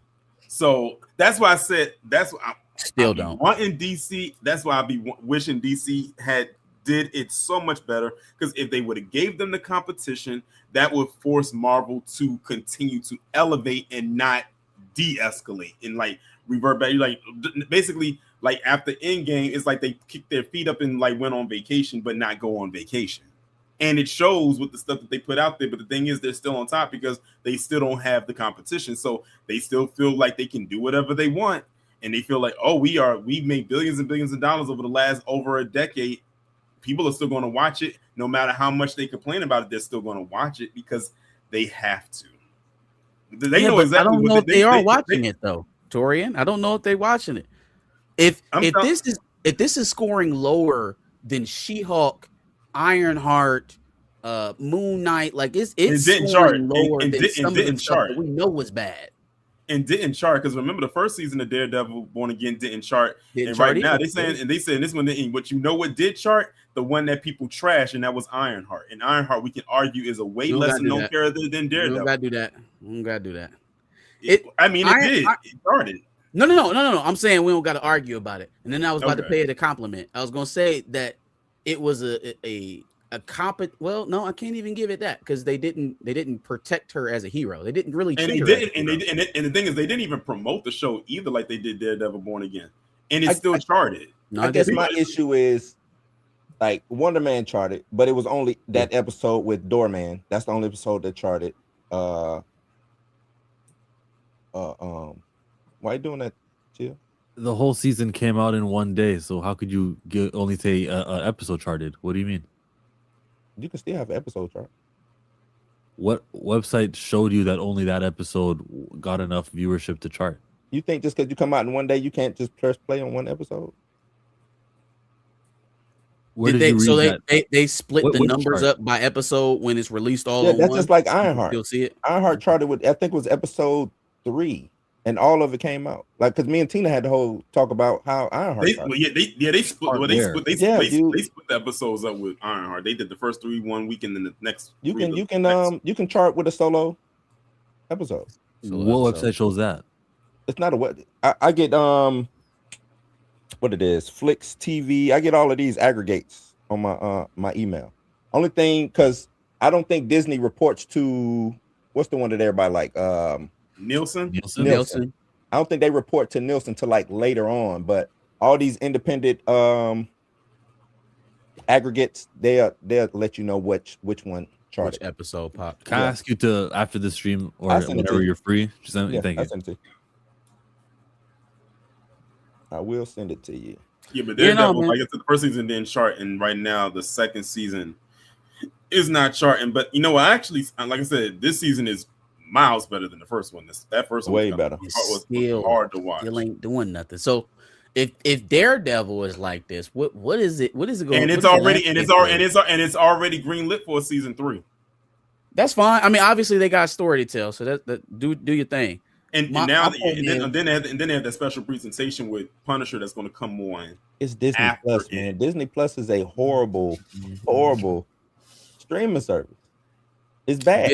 Vision Quest. Vision Quest is next up, right? So if Daredevil can't chart, what do we? I don't think Vision. No, it should be Punisher. Punisher, the special presentation. Okay, Punisher. Punisher will do something. I think people will watch Punisher. Yeah, because we know that's going to lead into Brand New Day. They didn't say that. Yeah. Oh, he's in it. You better assume it better. What are we doing this shit for? Like, why are we here if these things don't happen in the same place? But I thought the Scoopers said that it, again, not official from Marvel, but I thought the Scoopers said that this was prior to the, or not prior to the events, either after the events of, basically they said it didn't have anything to do with it. They would do something like that. Isolated story, even though the movie and the show are right back to back. Dumb. It's just dumb. I think it's dumb too. Nobody's planning over there anymore. Yeah. Because guess what? That's what the people watching are going to expect. Now, if they don't do that, then you know people are going to have something to say. I'll wait for you guys to all watch it for me, and then I'll decide whether Punisher's the one that gets me back in the game. I don't think Punisher hurts, nor do I think Vision Quest hurts. I don't think Vision Quest hurts because it's Vision. Also, you're bringing back Ultron, and it ties together with Agatha and Wanda, which both charted. Okay. I mean, if it plays heavy on the WandaVision angle, I think that could probably entice people. That's why it's going to, because it's continuing that story. It was just like Agatha. Agatha wasn't good either, but it charted. Now, even though this is not going to be on Disney Plus, what are y'all thoughts going to be for Spider Noir? Something to watch. That's it. Yeah, something to watch. That was about where I was going to say. If it's good, it'll be entertaining. Now, here's the thing for me. I think this show comes out. What day is it? May 20 what? 6th, 7th? Was it 7th, 27th? Either way, is either the day before or after First Light comes out. So I might not be catching up on that show immediately because I got that James Bond game on pre-order in half of the last 2 months. One of my most anticipated games of the year. And, James Bond got a game coming out? Yes, called First Light, made by the same people who did Hitman. Okay. And you want to know what's so crazy? Vision Quest does connect to Doomsday. You want to know what's so crazy? The same day that First Light comes out is the same day that GTA 6 was supposed to come out. Can you imagine if GTA 6 came out when it was supposed to come out, which was Memorial Day week? People were like Spider Noir. Who? Yeah, possibly. Yeah, I mean it's another one of that. This kind of feels like a dead end. So like if it's good, then the comic book heads will probably talk it up. But I don't know how big of an audience there is for Nick Cage playing a Spider-Man character. Visually, it looks good. I like that noir. Right. Are you gonna watch the noir? Or are you gonna put the color on? I think the noir. Like who's gonna watch that in color? That's dumb. Yeah. I don't even know why they even give that as an option.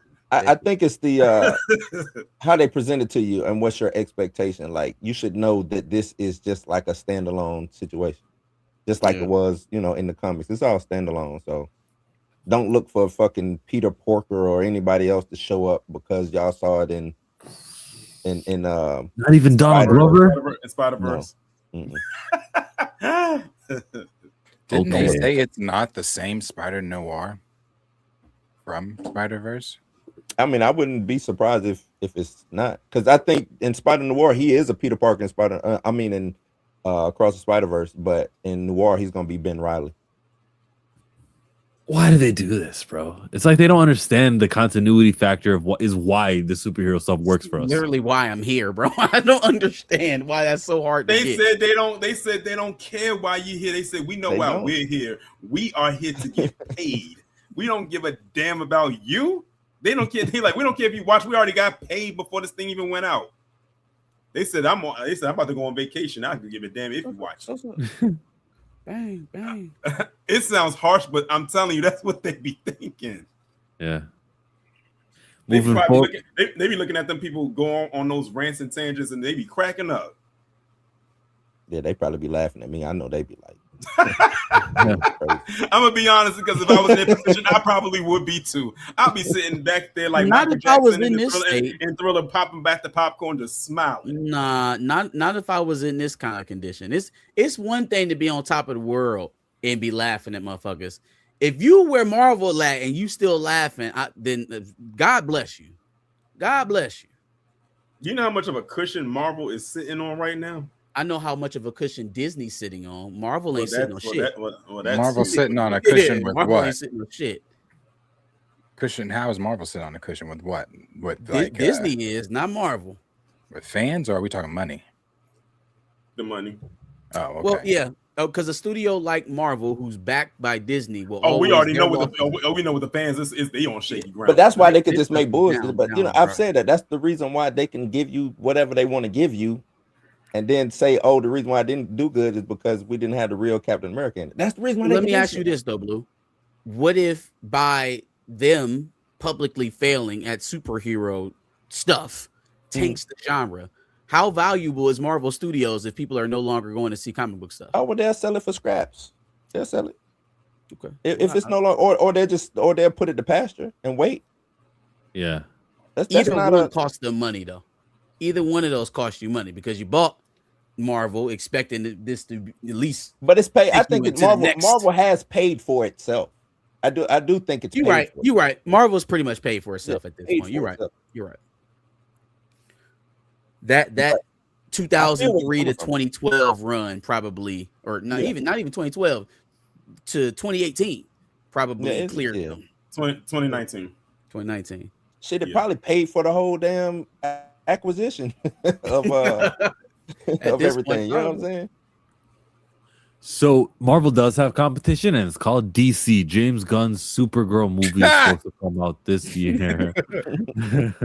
And so the latest is Matt Belloni from Puck saying, "Nah, bro, this is a $350 million movie.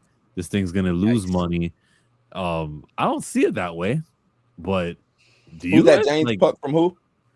His name is Matt Belloni from the Puck. Oh, from the Puck, Matt Belloni. Oh, that dude. So like. That's his take on it. There's worry out there. I don't see Supergirl. What? It's because it's so many big movies coming out around it.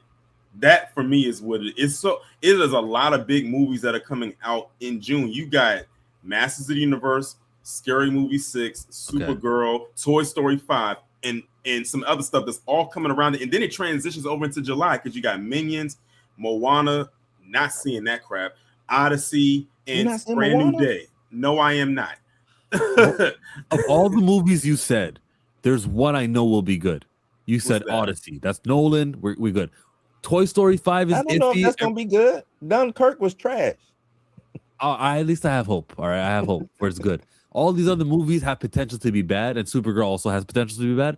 But in a world where Supergirl's the go-to movie, maybe. We shouldn't be so pessimistic about things, but maybe also we could, because it is Supergirl after all. It is Kal-El. What was her name? Zor-El. Yeah, you're doing a horrible job. And there you go, right there. that was it, right there. You're defending the movie and couldn't even remember her name. I don't think movie it's 6. You're right, Torian. It is a packed slate coming into this summer, but just like Chill said, the top level of Supergirl's worth, in my estimation, would be anywhere from like 600 to 700 million, and that's if it does exceedingly Marcus. That's if it does exceedingly well. If that movie and y'all know I fuck with Gunn. Y'all know No. From what we've seen in the trailer so far, that movie at its absolute best is a 600-700, and that's if it goes above expectations. Where it's probably going to land is somewhere in between where Puck News guy was talking about. You talking about Supergirl? Top level. Probably about 4. I think it gets 4 million, maybe. I think 4 to 5 is what it gets. That's what I think too. You said 4 to 5 is what it gets. I'm saying 6-7 if it overperforms. Oh, okay. Yeah, overperform. You're saying overperform. If being the optimal word. If that's a huge if. Let me take a shot. Very big if. So like even at that, it's not like it has this long runway, right? Like this big opportunity to go make a bunch of cash. Like, it depends. Is it a good movie? No, but if we fail, being a good movie, if we end up not doing well here with Supergirl, like if I'm James Gunn, I don't know. I what do I do? Like, how do I pivot? Do I go, okay, Batman only, fine. Oh, I had the Static thing I was gonna do, but they didn't show up for Supergirl. They're not showing for Static. What's the failure? What you mean by fail, Chill? Like, I guess whatever the money he puts in. I don't see 4 or 5 as a failure. Okay, I think if it makes 5, it would have made his money. How much did it cost to make? 150, like 200 million, yeah, something like that. Yeah, 5 is the sweet spot. If it gets 455, they good. They good. Whatever failure is though, if it does happen, how does that affect what we get out of DC? Because they are just starting up. He'd better get serious and put all of this Sergeant Rock and Booster Gold nonsense to the back burner. Find a Diana, find a Barry Allen. Didn't they find a Diana? Don't they have a? Then they cast the Wonder Woman. Did they announce it? Has it been announced yet? I think Girl and Man of Tomorrow is Wonder Woman. I don't think she's Wonder Maxima. I don't think she's Maxima. I think because what they've it's from what I'm hearing is 2 women in Man of Tomorrow. Can't give them credit in 2 today. Women being cast for something. That's true. Can't give them credit. They got to announce it. Yeah. And my thing is, if it is Wonder Woman in this, it's Jean Grey. I dial back a little bit. I'm like, okay, James, you're starting to bring in some of the heavy hitters. It's Jean Grey, man. He better do something, because you can't come out here and post up what was it? What did Superman make? 4 for 550? Okay. So I got 610, 608, 610. I didn't even know they got to 600 million. Yeah, impressive. yeah. Now I got a question. So last week, and y'all might have talked about it. Last week they casted Andre Royo from The Wire, who played Bubbles on The Wire, in Man of Tomorrow. Now they said his role is a mystery role, so we don't know. So I said, so now y'all doing the Sadie Sink thing again. Well, he's Jean Grey. But now you're he's Jean Grey. He's Jean Grey. Stop. Now the word is when I first saw that, all I kept seeing from people in the comments was throwing up pictures of Martian Manhunter. Yeah. That's like I kept seeing people throw that picture up there. You know, I could actually see him being as a fan casting. I can see it too. I can see him being Martian Manhunter. Him playing what's the detective that Martian Manhunter plays? The character. I call him John. John Jones. I'm tripping. John Jones. John Jones, the detective. He could be John Jones, the detective. I can most definitely see him being John Jones, the detective. And then he's just short. He is short. He was standing next to some folks. Yeah, and I was short. Like, Bubble. I mean, you know, when you're on that stuff, man, that's what happens. You lose your bone structure. You shrink. Bubbles was the man on The Wire. But now I can say I really could see him being John Jones playing that role, and then CGIing him to be Martian Manhunter when he makes the change and things of that nature. I can see that happening. Him keeping that a voice. Kill 2 birds with 1 stone. You get your Martian Manhunter and Diana potentially in the same movie, so that would solve some of the problems. It'd solve a lot, really. It really would. It'd be like, okay, we're thinking about the league. Because when he's on Instagram, 2 days ago, replying in comments about the future of DC and talking about Booster Gold and Creature Commandos. Good God. That doesn't give me hope. Good God. Well, Creature Commandos was a hit for him. So I mean, was it though? Yeah. Like, did that excite people for DC? Did that get people to go see Superman? I don't know if it made people go see Superman. You know what I'm saying? Superman, Like, man, Superman. Marcus. Yes. I Like, say this every Superman, time we talk about Creature Commandos. The only episode. What you like? I didn't. The Nazi watch it. killing. I didn't watch that shit. The only episode that Yes, you people should go talked watch it. about. No, thank you. That people talked about. I think was there's when some people want to watch it because I think he'll like it. If Darius go watch it, he'll come back like, hey, that Creature Commando wasn't that damn bad. Man, I'll get I'm to not it watching because Creature Commandos. Did you watch Peacemaker? Hell no. Season So 1 you nor just don't- 2. So how can you really make a valid critique Blue. I'm just Let me tell asking. you. I don't know. No. I get you, brother. I'm just saying. Yeah. I think I've been burned so much by Marvel, and it's no fault of DC's. I've been burned so much by Marvel that by the time we got to Peacemakers and Creature Commandos, You was done with the ancillary. I got you. Yes, I'm done. I'm done. That makes sense. So I just I need. got it. I need the heavy hitters here. You better watch out with that, because there's a lot of people that said that about Maul, and that shit is awesome. Oh, Maul's amazing. Maul is awesome. But see, anybody that said that about Maul hasn't been following Maul. So Maul's amazing. I remember I said when Maul came out, it's gonna be brilliant. No one's gonna talk about it. Yeah, ain't nobody talking about it. It's like it's good. Yeah, it's a good Absolutely show. I enjoy it. But that's the lightsaber. It's time to go back to what Darius so just good. said about being burned, though. I totally understand that. I totally understand. Now it's that like is I'm exactly being burnt. why people aren't watching. It's three areas I'm burnt: DC, Marvel, Star Wars. Yep. Now I'm burnt. You know what I'm saying? Look at that trinity. Look at that trinity of fire. So it's I really get it. not battery. It's really not so much that Blue is right, because I have my feelings. I just don't want to watch obscure characters that I don't give a damn about. It's the same, and it's the same. It's the same lane with what we were just talking about with Star Wars. It's no fault. It's not Maul's fault. It's Lucasfilm's fault that no one is watching this amazing show, because it is truly amazing. It's their fault. You have burned so many people. Anyway, you've burned so many people that no one gives a damn anymore about Star Wars. That by the time you one on Disney don't mean much. That by the time that doesn't you mean get to something, but that by the time you get to something that's actually good and we're talking about, no one wants to really talk. And y'all are right. I don't really see too many people. I don't even see that many reaction channels reacting to Maul, and these are people who react to just about anything. But they're not reacting to Maul. It's like literally like a dime in the rough. Oh my God, I can't believe I see someone with a thumbnail talking about Maul. But I wonder how many people even have Disney Plus to react to Maul. Watch it right now. Yeah, like, do they have Disney? Do they even know Maul is out? Here's what's gonna have a good thing for what's gonna happen for Maul. If, and that's the big if Vader does show up in episode 10, that will get people cause talking. discussion online. Yeah. Just that. It might cause people to go back and watch episodes 1 through 10, or it might just cause people to go watch episode 10. But if that happens, that's going to be the only thing that gets talked about online. Yeah. Mm-hmm. Just like when it came to Obi-Wan with Obi-Wan, people only really talked about was when Vader was on there, or the stuff that Vader was doing. That's valid.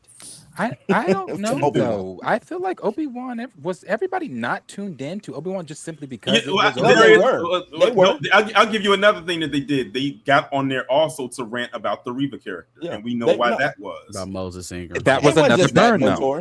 That was another burn. I think that was probably the burn that broke. No, Acolyte might have been the burn that broke the camel's back. Acolyte already burned. Acolyte was we were burnt. We were burnt, but we were still somewhat enjoying the fire. We were still somewhat enjoying. Why did Darius just do the NPC character dance? Like that's an NPC character. We was rolling with it, on the fire. Rolling joints and smoking them with the fire. It was good. Yeah, no, I think Obi-Wan was the setup that led us to Acolyte. Like we were like, okay, this was COVID era stuff. They delayed it. It's been in the baker a little too long. Let's just give them the benefit of the doubt. Maybe you don't think it they was, got confused about the lore. Not Mandalorian, but nobody saw New Hope that shot this shit. Just let's chalk it up. And then you don't think it was I think the start. I don't think the start was Obi-Wan. I think the start was not Mandalorian. What was no, because Mando, we had got two good seasons of Mandalorian. Boba, and then they gave us Obi-Wan. Boba Fett.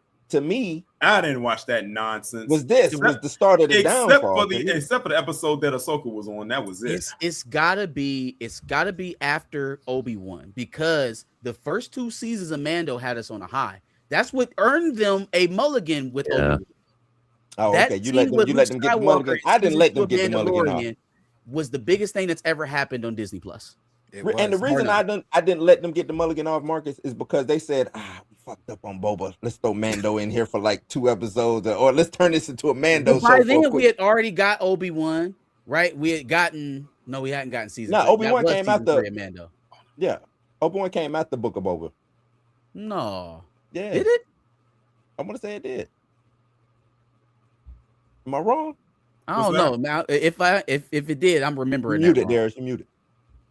Sorry, yes, Obi-Wan came before Book of Boba, and I'm only doing this because I remember my timeline. It did? Okay. No. I'm sorry. No. Book of Boba came before Obi-Wan because I had co-hosts at that time of Book of Boba Fett, and we did that. I did Obi-Wan alone. Got you. Yeah. Johnny, we don't talk about that show over here, bro. There's a super chat that came in. Lap popping on ring, ring, ring. Count money while it ring, ring, ring.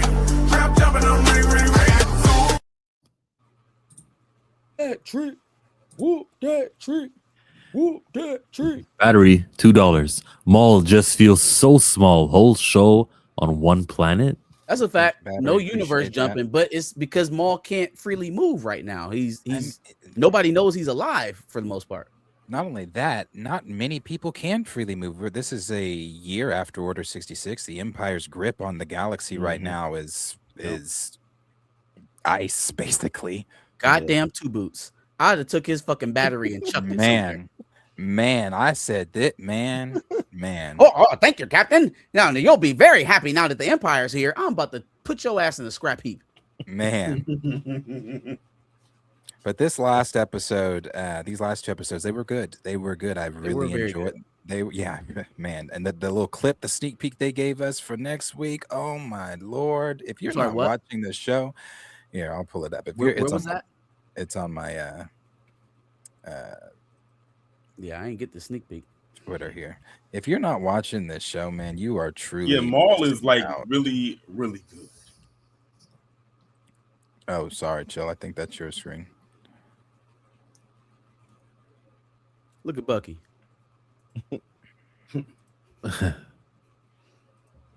Okay. This year. Check this out. Oh, oops. Check this out. Right, Lawrence. He got 2 Inquisitors after him. Dang it, no. Hold on. Let me re-put my screen back.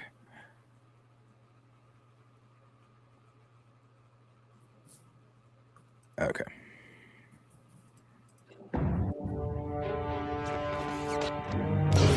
I'm about to get that leg fixed. Call for backup. Sir, comms are down. Be like that when you buy from North Korea.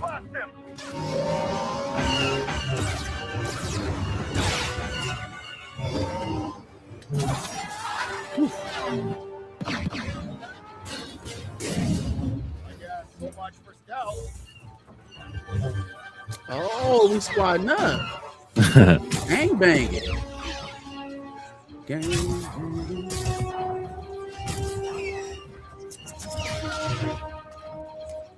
This is Star Wars. Okay, Riley. This is a long ass sneak peek. Hey, this shit, he said this shit better be 40 minutes instead of the standard 28. This was made for us.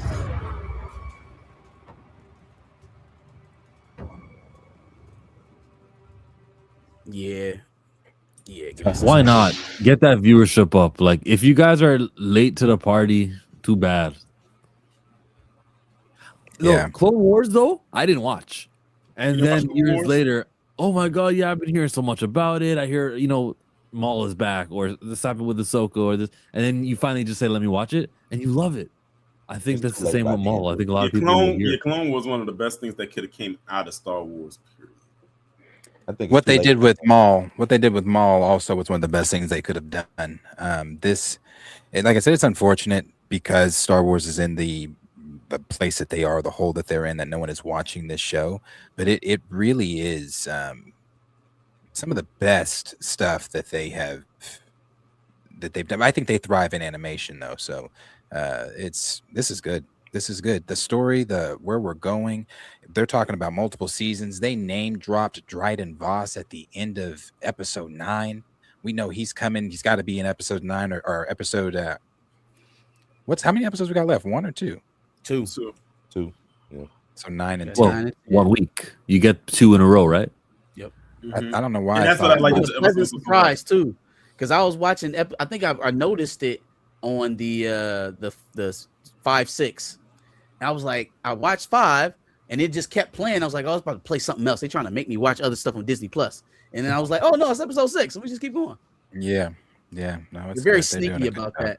They always be trying to make you watch something else. Like, I mean, I don't want to watch Netflix Daredevil right now. I've already seen the first 3 seasons. And you know what the stupid that they do? Instead of the default next suggestion watch being Clone Wars, the default suggestion watch is fucking Acolyte. Acolyte? I'm like, what? They trying to force that Acolyte.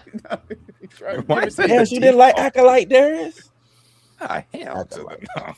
There was only one good episode of Acolyte, and that's when they had that lightsaber battle. I'm talking about the lightsaber battle that they had in the forest. Which one was that? Didn't like it. I didn't like it. I didn't like it. I think that's the when Trinity died, I was out of there. Well, then you didn't like the whole thing because she died in the first episode. I know. So there you go. There you go. Which was crazy. What a waste. I'll give X23 her flowers. She actually was. It was actually quick. It was a fast lightsaber battle, and that's what I will give them. That's what I'll give them. They actually were moving. Now that's the only battle, because for any other battle, they was like doing weird slow-mos, and I'm like, what the fuck is this? Ain't the Matrix? Yeah, I'm with Blue. It was after they killed Trinity, I kind of knew where this was going. Like, and she killed her without using the Force or lightsaber. Yeah. Oh, okay. Yeah, no. No. You martial art Jedi's? Oh, yeah. You doing karate versus Jedi's? She killed her with a knife, didn't she? Yes. Jedi of old was weak. On some trick shit too. It was some bullshit. Ooh, look over there. I got you with a knife. Gotcha. Let's do a super chat.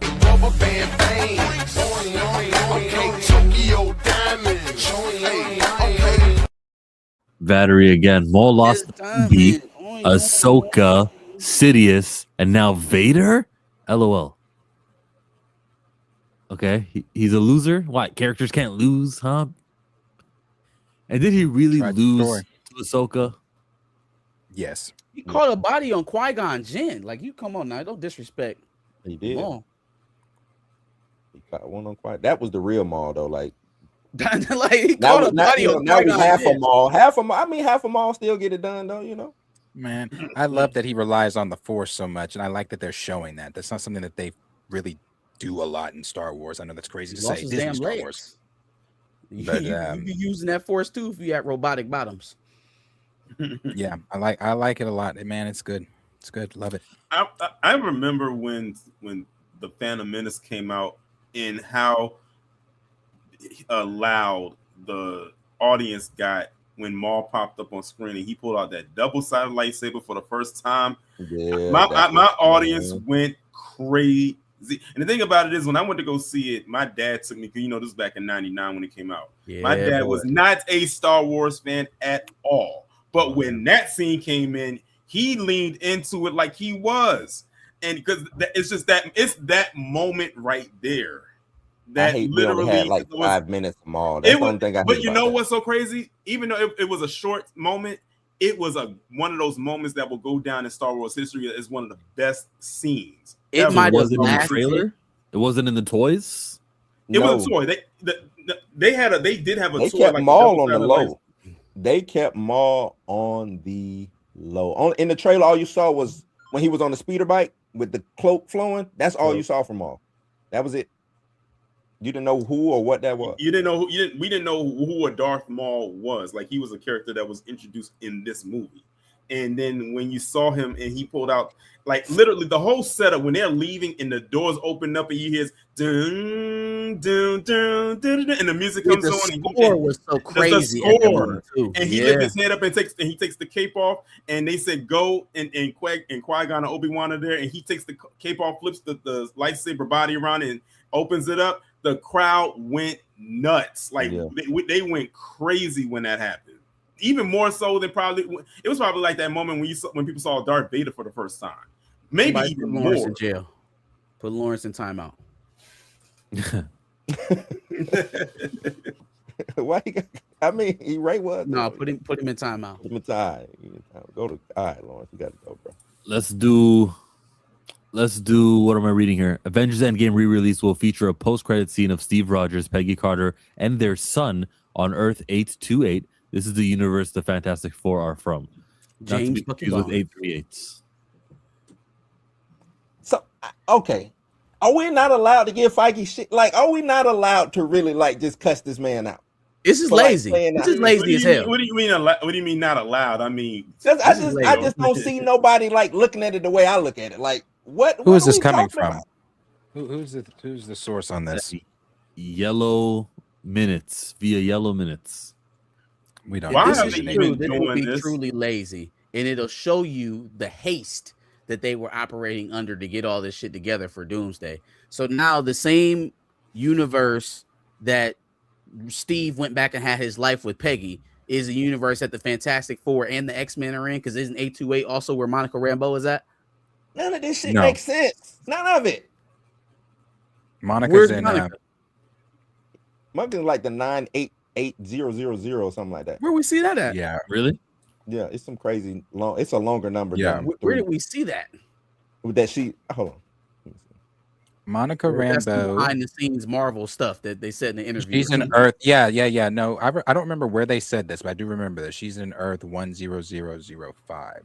Yeah, I know it was like a long number. Okay. Well, maybe it's not as lazy as I thought. I thought he was literally going to combine everybody that he needed to bring into Secret Wars or Doomsday in from one universe. And that's kind of the track that we've been on in terms of this whole multiverse. Can't wait for it to be over. I can't wait to just say the MCU. Which one? It's never gonna be over. Too. If you think that they about to really do a soft reboot, they don't have nothing viable. They don't have nothing viable. Hate to say it, they don't. They haven't given you anything to make you think that the X-Men is gonna be good. I'm so nervous about the X-Men, dog. I'm so nervous. They haven't given anything that's going to make people think the X-Men are going to be good at this stage. Or I would even say, even after Secret Wars and Endgame or Doomsday, they still have a hill to climb. But it's the X-Men, so curiosity alone is going to drive. But is it going to be good? That's what I'm saying. There is the X-Men going to be good when they give it to us. That Sadie Sink killing people in Spider-Man. Is that who the Jean Grey we want to see? Is that what we want to see? It remains to be seen. I don't want Jean Grey and Spider-Man, but hey, that's on my film. Man, that's Typhoid Mary, man. Who's gonna go see the re-release of Avengers Endgame? Everybody. Okay. When does it come out? In September. Sometime this year. September. I think it's September. The reason I am is because it's going to be yet another film experience, and I just don't want to. I have FOMO. I don't want to miss out on that film experience with a bunch of Marvel fans. See, you're not there yet, Darius. Not where yet. Oh no, I'm no. This is a big. That's a big event. Now, if you were telling me, hey, we're screening Wonder Man season 2, have at it. Your latest Fathom event, Wonder Man, starring Ben Kingsley. You know they don't say Ben before they say Starring Yaya. Ben Kingsley. Not the Fathom event. During the initial run, I think maybe 3 months later, they re-released Avengers Endgame, and they said we'll add more scenes at the ending. And we all saw, or at least some of us, like the ones who went, Joe and Anthony, thanks guys watching the movie. You know, there's the deleted scene here with the Hulk and a firefighter. And I was sitting there like, really? That was all? Okay. So because of that experience, because I wasn't going to watch the movie anyways, but because of that experience, I think many people are not going to come for this re-release for bonus footage of Captain America. I'm chill.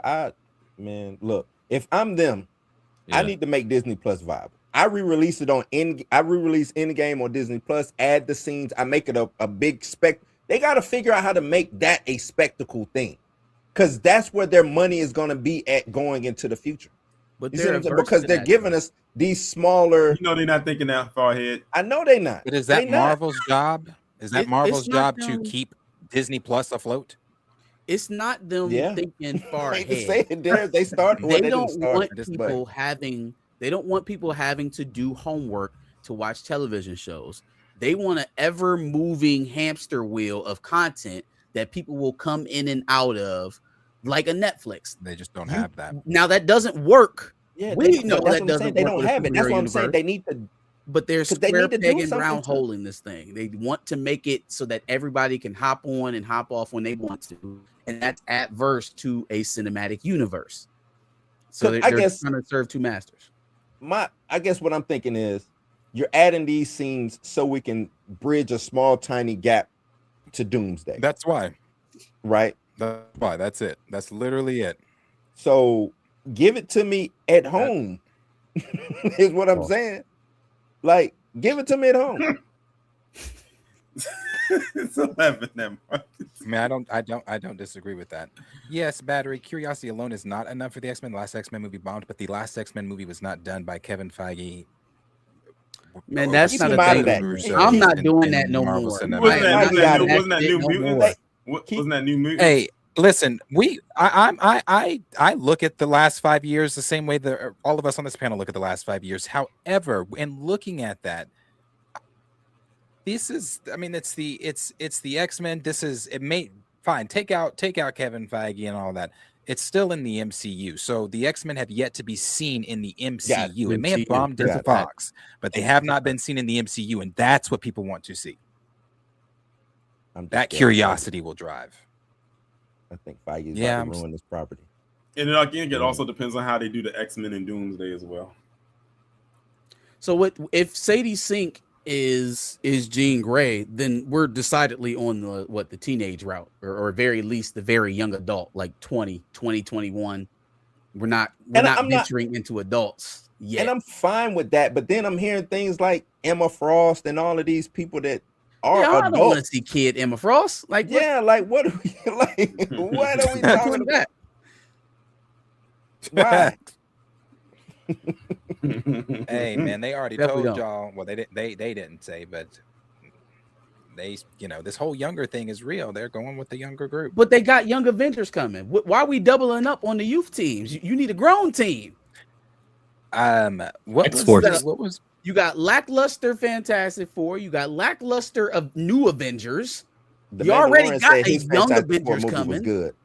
You said what? The Mandalorian said. The Mandalorian said his Fantastic Four was better than. No, I don't have time for that. No, okay. I don't have time. I'm with you. I just wanted to throw that out there.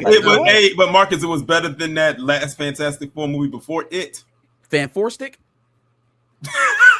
That's not that ain't a high bar. That wasn't a high bar to cross.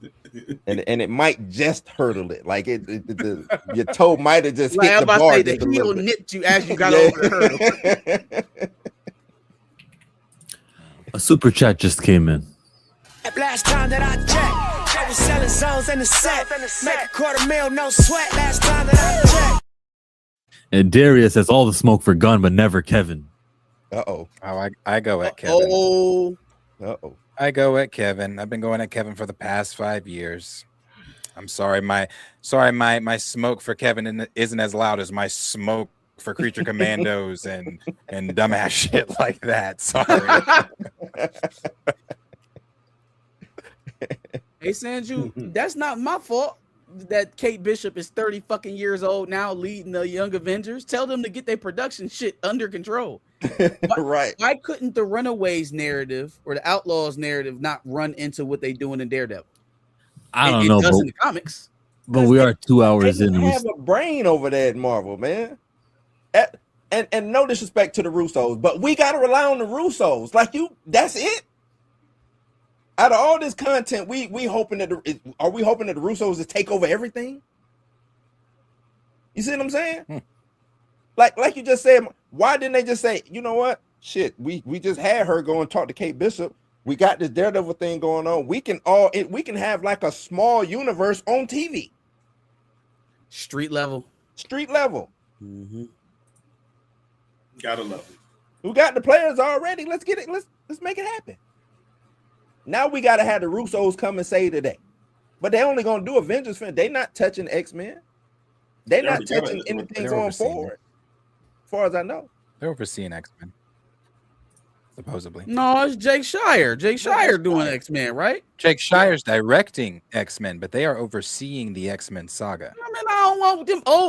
Get y'all. Why are they overseeing the X-Men side? What? Go work on Secret Wars. Get up out my kitchen. All right. Like, Only thing that I can think of, only thing I can think of why they're overseeing the X-Men is one, because they, any interviews that they've ever done, they've always said the thing that they want the most is Secret Wars and X-Men. I just think maybe Marvel's just giving them that, and not only just giving them that, we need you at that point. If I'm in the meeting and Bruce is sitting across from me, I mean, let's just not sugarcoat shit. I'm not Willy Wonka. My name's Kevin Feige. We need you. We need you. We have you seen the last 5 years? We need you. That's great. So please help us. Get us out of this hole. Hey, we want to oversee the X-Men. Got it. Is that it? On my house. Did they go talk to Jake first? No, I think. See if that was okay with Jake. I doubt it. They probably said, fuck whatever Jake wants. I doubt it. And I believe the Russos get whatever they want to. If Darius is right on that, the Russos get whatever they want, carte blanche. It's bad, man. It's bad at Marvel. It's bad. It's bad. It's really, really bad. Here comes the Hulk wearing a Bruce Banner doctor's coat. Like, it looks like he's just changing out of being in Bruce Banner mode at school. And this is potentially a spoiler, this Marvel Legends figure here. I know he better rip them tatters off. After he transforms, he better take that white shit off his shoulders. Because why? Because why? That's ugly, dog. That is bad, man. That's what why is that just sitting there? Why is it just did he have a shawl on before he transformed? And why did they give him an S curl? It's the Hulk is not complicated. He got on chinos, number one. The pants didn't even turn into shorts. The shirt didn't finish tearing off his shoulders. I know in the movie he better just snatch that shit right off. Yeah, that's a bad one. That's a bad. I wonder how long he's in the movie as Hulk. Enough to get a toy. From my understanding, he's the last battle. Is Spider-Man and Hulk is the last, but from what I read. Okay, so who's the villain? Who's the villain? What? Man, look, man. It's too many villains in this movie. It's an anthology. Well, not an anthology. It's an ensemble film. That's what's making so many people. It's a lot, man. And I'm real excited about. Well, my excitement level was high, but the more I dig into this movie, my excitement level just drops. And I love Spider-Man, but my excitement level is just going into the drain right now. I've been trying not to look at anything because there's so much. I'm just like, you know what? This is going to be one of those ones I go in with fresh eyes, and what I do know is what I know currently. That's it. Just fresh eyes. You lucky, Darius, because I'm like, man, reading. I'm like, I don't care about that topic either. Next up. Like yet? Burger King Hulk toy. Super Smash Brothers. That's what it looked like, a Burger King. Mark Ruffalo Hulk fan either. like a Happy Meal toy or something like that. I'm telling you, man, them MCU Marvel Legends be trash. I don't fuck with MCU Marvel Legends. I don't. The Super Smash Brothers movie, potential movie. It's got Pikmin movies also in the works. Universal's trying to get the rights for Metroid and more characters from Nintendo. This is from My Time to Shine. Hello. She said a lot. There's a Luigi's Mansion. They talking about Donkey Kong in 2028.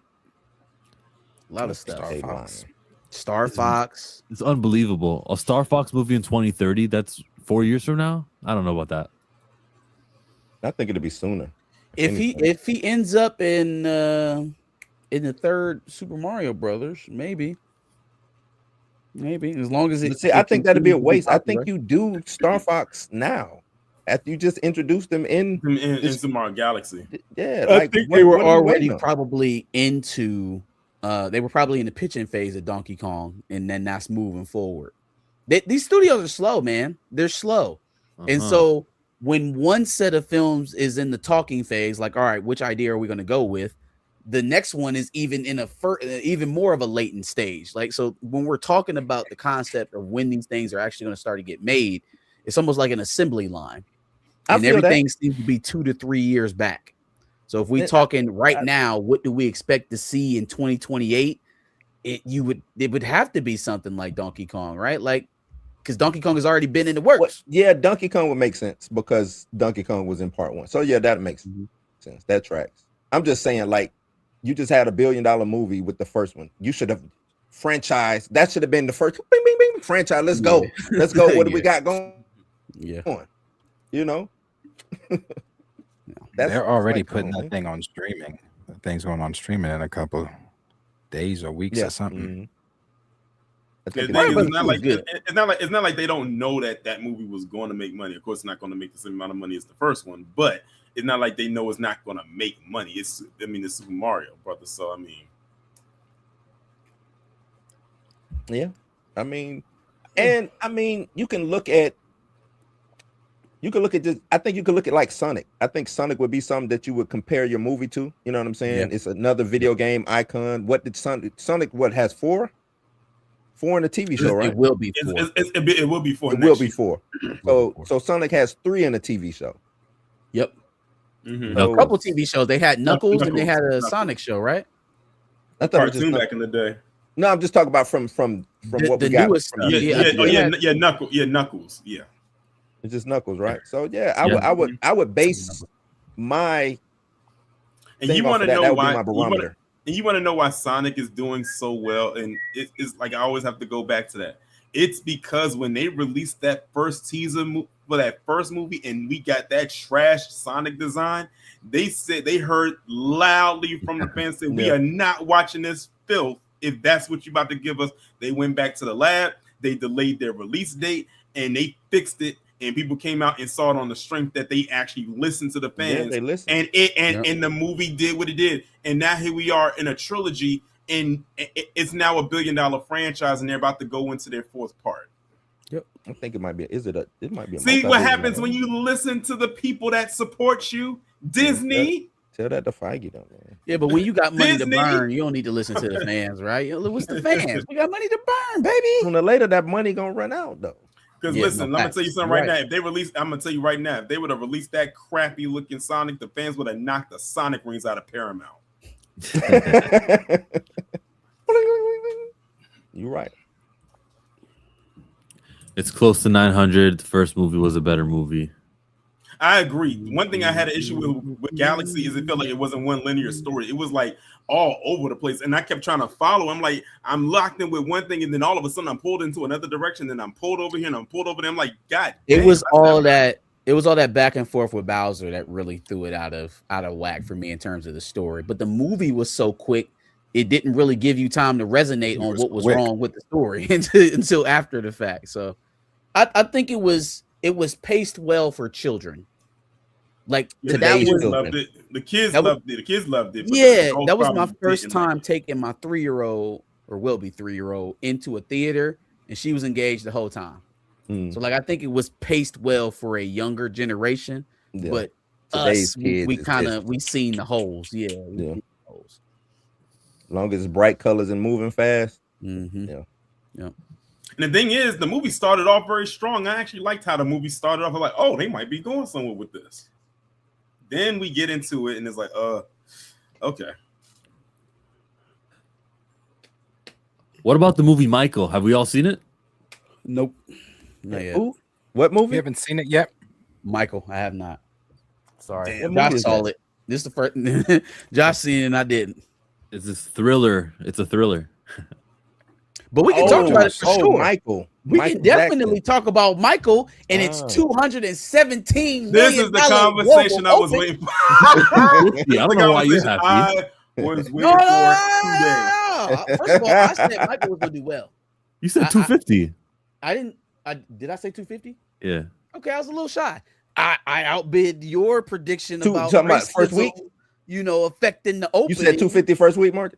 I did. I was shooting for 250. Are we Not we counting the done? Wednesdays. Oh, that's what I was about to say. Are we done with the week?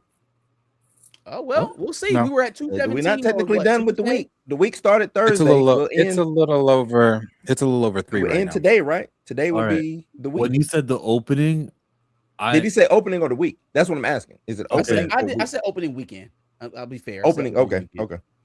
well, who cares? Everyone, did you see? Can we? How much can we talk about the movie with Marcus here? It's Michael I Jackson. mean, It's Michael. It happened, yeah. right? It's a biopic. yeah, it's Michael Jackson. Do you think? All right. Great movie. I don't know what these critics who reviewed it poorly were I thinking. thought you was one of them. The movie that I was rooting for and wanted to perform well and rooted for the action scenes. and Wait a every- minute. Can we call a timeout on chill? What's up? What are you talking? You just said. Didn't you say that white supremacy was going to wipe this movie off? No, Ain't that what you said? the contents of what happens in the movie. I was rooting for a good performance from Jafar. I was rooting for great things. I still think white supremacy exists, and white supremacy still is what's keeping this movie from performing internationally the way Bohemian Rhapsody did. That's not a case. That wasn't. The splits for Anyway, Bohemian Rhapsody. I actually really can't say anything right now because my argument was never the international bullshit, because I know what Michael does internationally. I have several videos saved of the international audience and how they showed up, showed out, danced, did choreographed fucking flash mobs, all types of stuff. So the international audience, no one was ever worried about except for Chill. My thing was always the $1 billion, and it is well on track to reach that $1 billion. If you don't think it's well on track, you are out of It your outdid Bohemian goddamn Rhapsody's mind. opening weekend. How is it not? You on were its out of way? your I goddamn don't know what mind. Chill is talking about. They said that this is like the highest grossing biopic ever. Yeah, but if Bohemian Rhapsody did 900 million. Hold on. The If latest- Bohemian Rhapsody did 900 million, and Michael is outpacing it, not twofold, but it's outpacing it. Why wouldn't it hit $1 billion? Do you want? Because I want to address what Lauren said, but I also want to address what you just said. Is it okay because when Fantastic Four and Superman was happening, and it was like only 2 weeks it was only one weekend of Fantastic Four, and I was like, you see, guys, that's why Superman beat Fantastic. You guys were like, no, it's way too early. You can't say anything yet. And I'm like, no, there's enough data here to show you why. And I was gonna show you why what was gonna happen actually happened. Mm-hmm. And then you guys like, still wait, you don't gotta get wait it. till the end. You gotta see more. So how about now? No, Let's you're wait right. 5 weeks, wait for the still end of don't the. get it. I don't, But hold on, what are you no. trying to say though, Chill? I'm missing what you're trying No, to I say. still doubt the $1 billion, but that's fine. doubt If you guys But think the it'll reason still why hit $1 I billion, say that is because we were so focused on the comparison to Bohemian Rhapsody, right? When we were talking about what the international versus domestic split is going to be, what the opening weekend would look like, we were focusing on comparisons to Bohemian Rhapsody. And so that's why I'm saying now, to stick with that logic, if Bohemian Rhapsody did 61 domestically, I think Michael did closer to 100 domestically. It was like 97 million here in the States. So it's outpacing them domestically. It's outpacing them overall. And again, it's the highest earning opening weekend for a biopic ever. Those trends feel like it's going to carry you to beyond what Bohemian Rhapsody went. don't forget the Wednesdays and the Thursdays were added to the opening weekend. And then also those are early previews. That's always added into your first weekend, all right? There usually isn't Wednesday previews, but also again, like I don't want to have to explain it because I'd rather just wait for week 5 and then we can be like, oh look, the thing's petered down and it hasn't. That's why I said I really can't say anything, but I will say this: you still don't get it. And Arthur and his little $2 super chat and what he said, he doesn't get it either. You both still don't get it. You both still don't get the magic of Michael. The fact that you can't sit in your wrongness, and it hasn't hit the billion yet, which it's going to hit the billion. Hold on. The fact that you can't, that Michael Jackson, you guys saying that basically that he said that little $2 number, the 725 or the 760 or whatever the number was that you, whatever the number was that you chose or whatever it was. It's well on track to pass that number. The number you agreed with, I'm sorry, is that better language? The number you agreed with, the number that you agreed with for last week, the week prior, and whatever, that number that Arthur put up that you agreed with, it was 750. It's well on track to pass that number.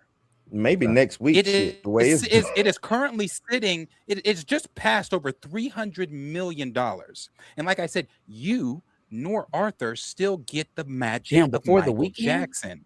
Before the weekend, my G. And it still hasn't released in Japan or Korea yet, which are two big markets right there. So it's going to get a resurgence when it releases over there. See, the thing is,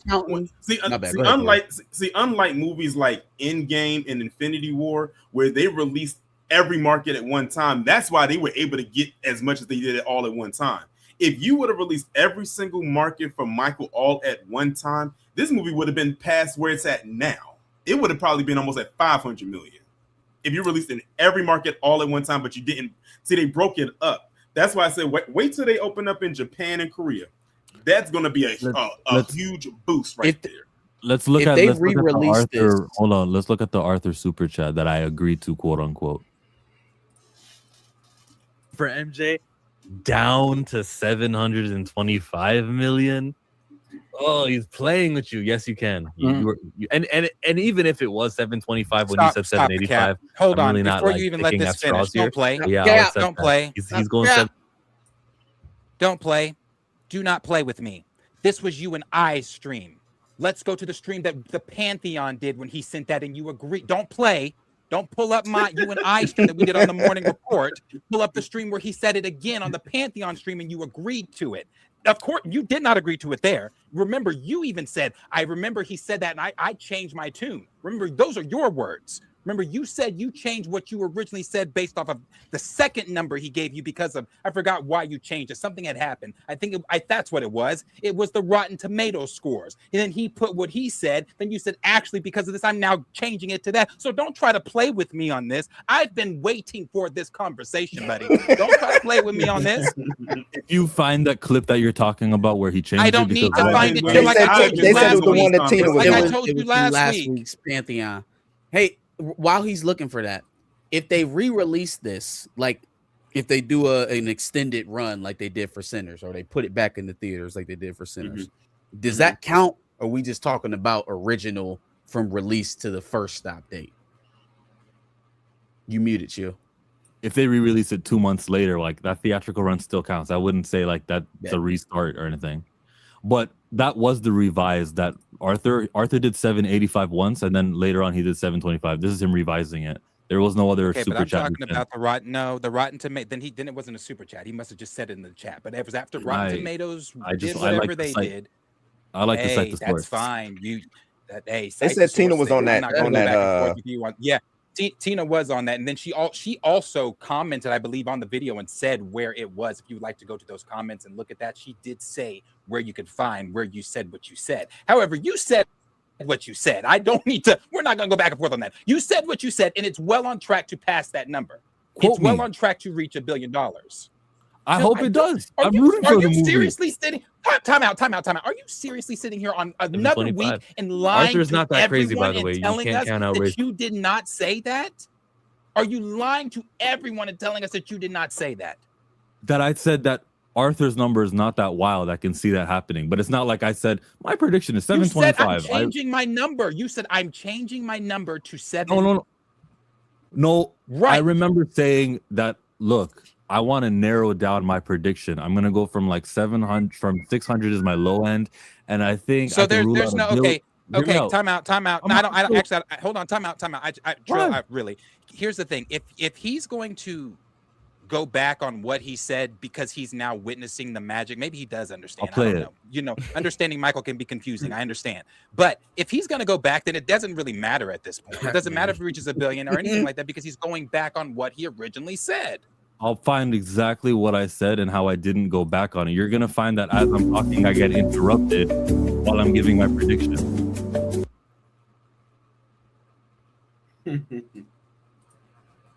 This is the conversation I was waiting for. Hey, I was waiting on Michael too. I wanted to talk about Michael. More than I want to talk about this. Listen to me start. This is why everybody's here. Listen. We all knew the movie was going to be good. You were the only one going against it. Gotcha. Let's listen in. Hey, I said what I say, 600 million. It can go up to 1.2. I don't see the billion anymore. Not the conversation. I'll narrow This it is not down the a little bit. conversation. Numbers. It's I'm telling. Did you say something just now? I said this I is heard not you the say conversation. 600 million.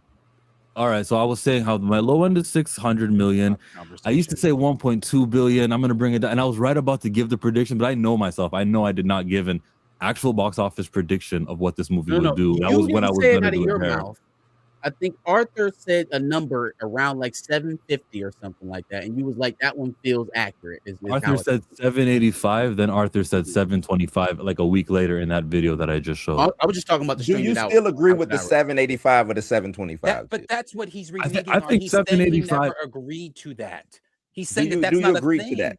785. No, so I never went with that's my prediction, 785. But I did We're tell gonna you. get nowhere. All right, it's cool. It's cool. We're going to take it now. Play the Do you words. think 785 is the correct target now? Nah, I'd go higher to 850. I don't want. No, he can't. He cannot. I don't want him to go higher. He cannot. No bullshit. You have been going against Michael for weeks, bro. You do not get to move the needle. You do not get to move the needle. When you say when you say that I'm going against Michael, you say I'm going against him. No. Are you trying to say that I wanted the movie to fail? Are you trying to say that I'm trying to say that you told me that I'm trying to say that you told me Michael Joseph Jackson would not reach $1 billion. That's I did say that. I did say that. Exactly. And so it's well on track to do that. You do not now get to say, "Oh no, I now think it's going to make more." No bullshit. All right. I'll see you guys Every when single person on this panel, including every person in this chat, already knew what Michael was going to do. It was just Except you for and Arthur. You and Arthur Arthur. were the only ones that are confused and befuddled about Michael Jackson. They get on you in the chat, man. Next to They Jesus got Christ, you in the chat. the most famous person.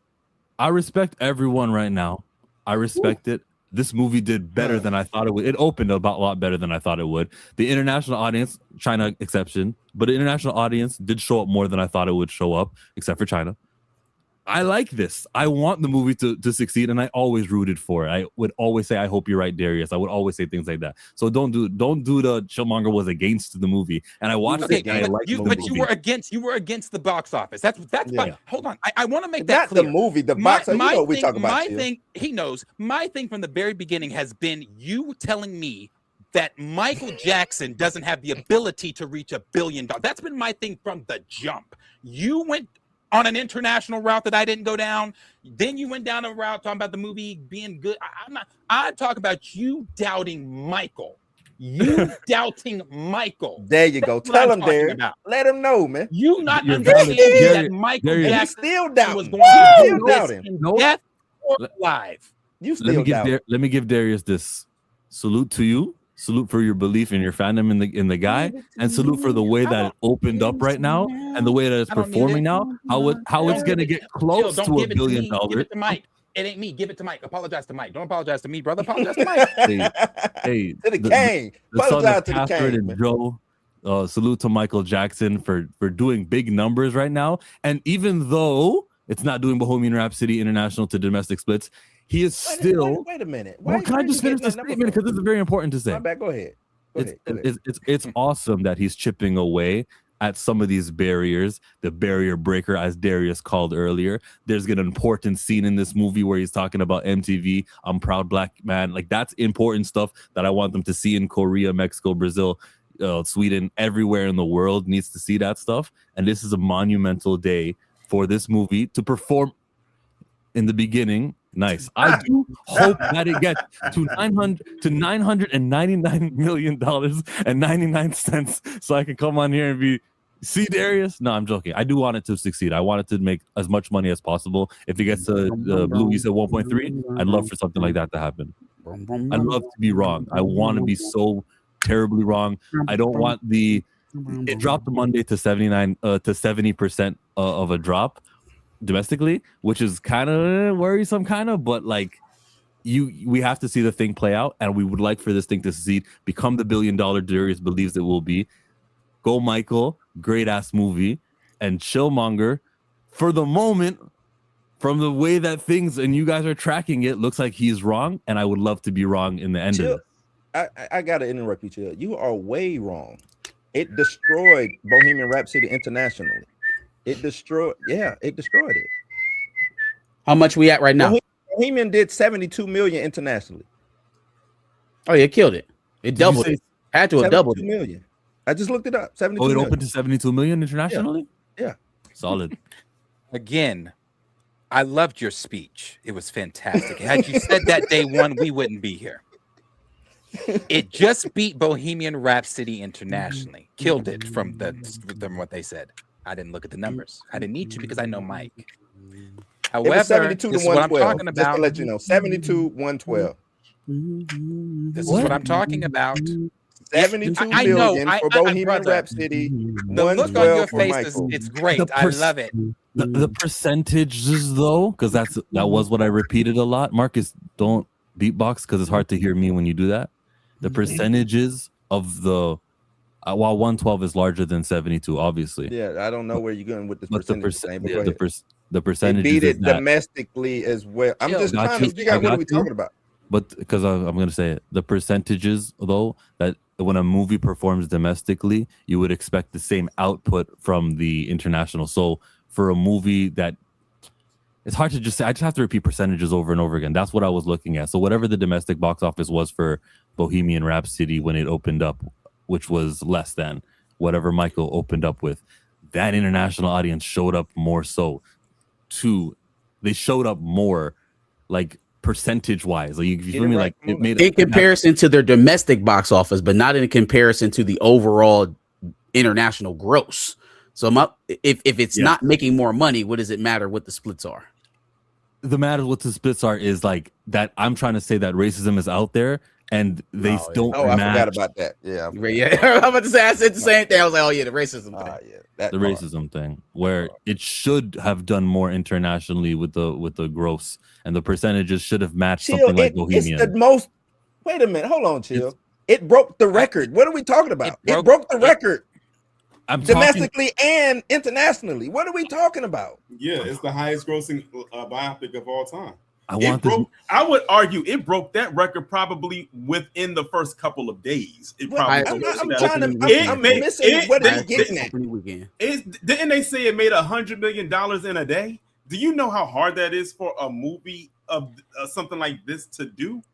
It's just it's weird. Like, that's some weird stuff, Chill. Like, it broke the record. It is number one, international, domestic. Number one. I don't ain't no higher than one. Because the domestic international split was what I was leaning on, and I want to repeat it today too. That is my thing, the international versus domestic split. When a movie performs it worse internationally compared to what it was supposed to make, if it was maybe a white-led movie or something else, I'm gonna notice that. Chill. Bohemian Rhapsody was a white-led movie. And Michael was a black-led movie, and the international audience showed up less comparatively to what the domestic audience showed up to. But how do you say that? It only in the percentage versus its domestic. When you say less, you give the impression like you're saying that the international audience showed up more for Bohemian Rhapsody than it did for Michael, and that's not true. Yes, they were entitled to show up more. Like, when the domestic audience shows you that we're worth $91 million domestically, then you're like, oh, when a movie makes 91 domestic, that means the international must be $150 million internationally, but we didn't get that 150 million internationally. We got whatever it ended up being. They were entitled. That's the expectation for movies that, like I did with the Black Panther example all those weeks ago. It's like Nicki Minaj told LeBron, numbers don't lie. Or told what's it? Percentage is a number.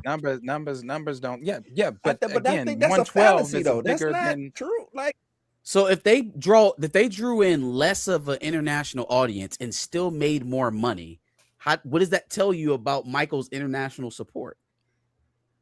He has international support, but it doesn't more so than Bohemian Rhapsody. If I can make 112 with a diminished audience, I you cannot make believe 70 you're doing that. That's insane. That is with an insane. increased I'm national trying to audience. understand. Your disagree? international audience is greater than mine. Do you understand me? But you just disagree. Marcus first.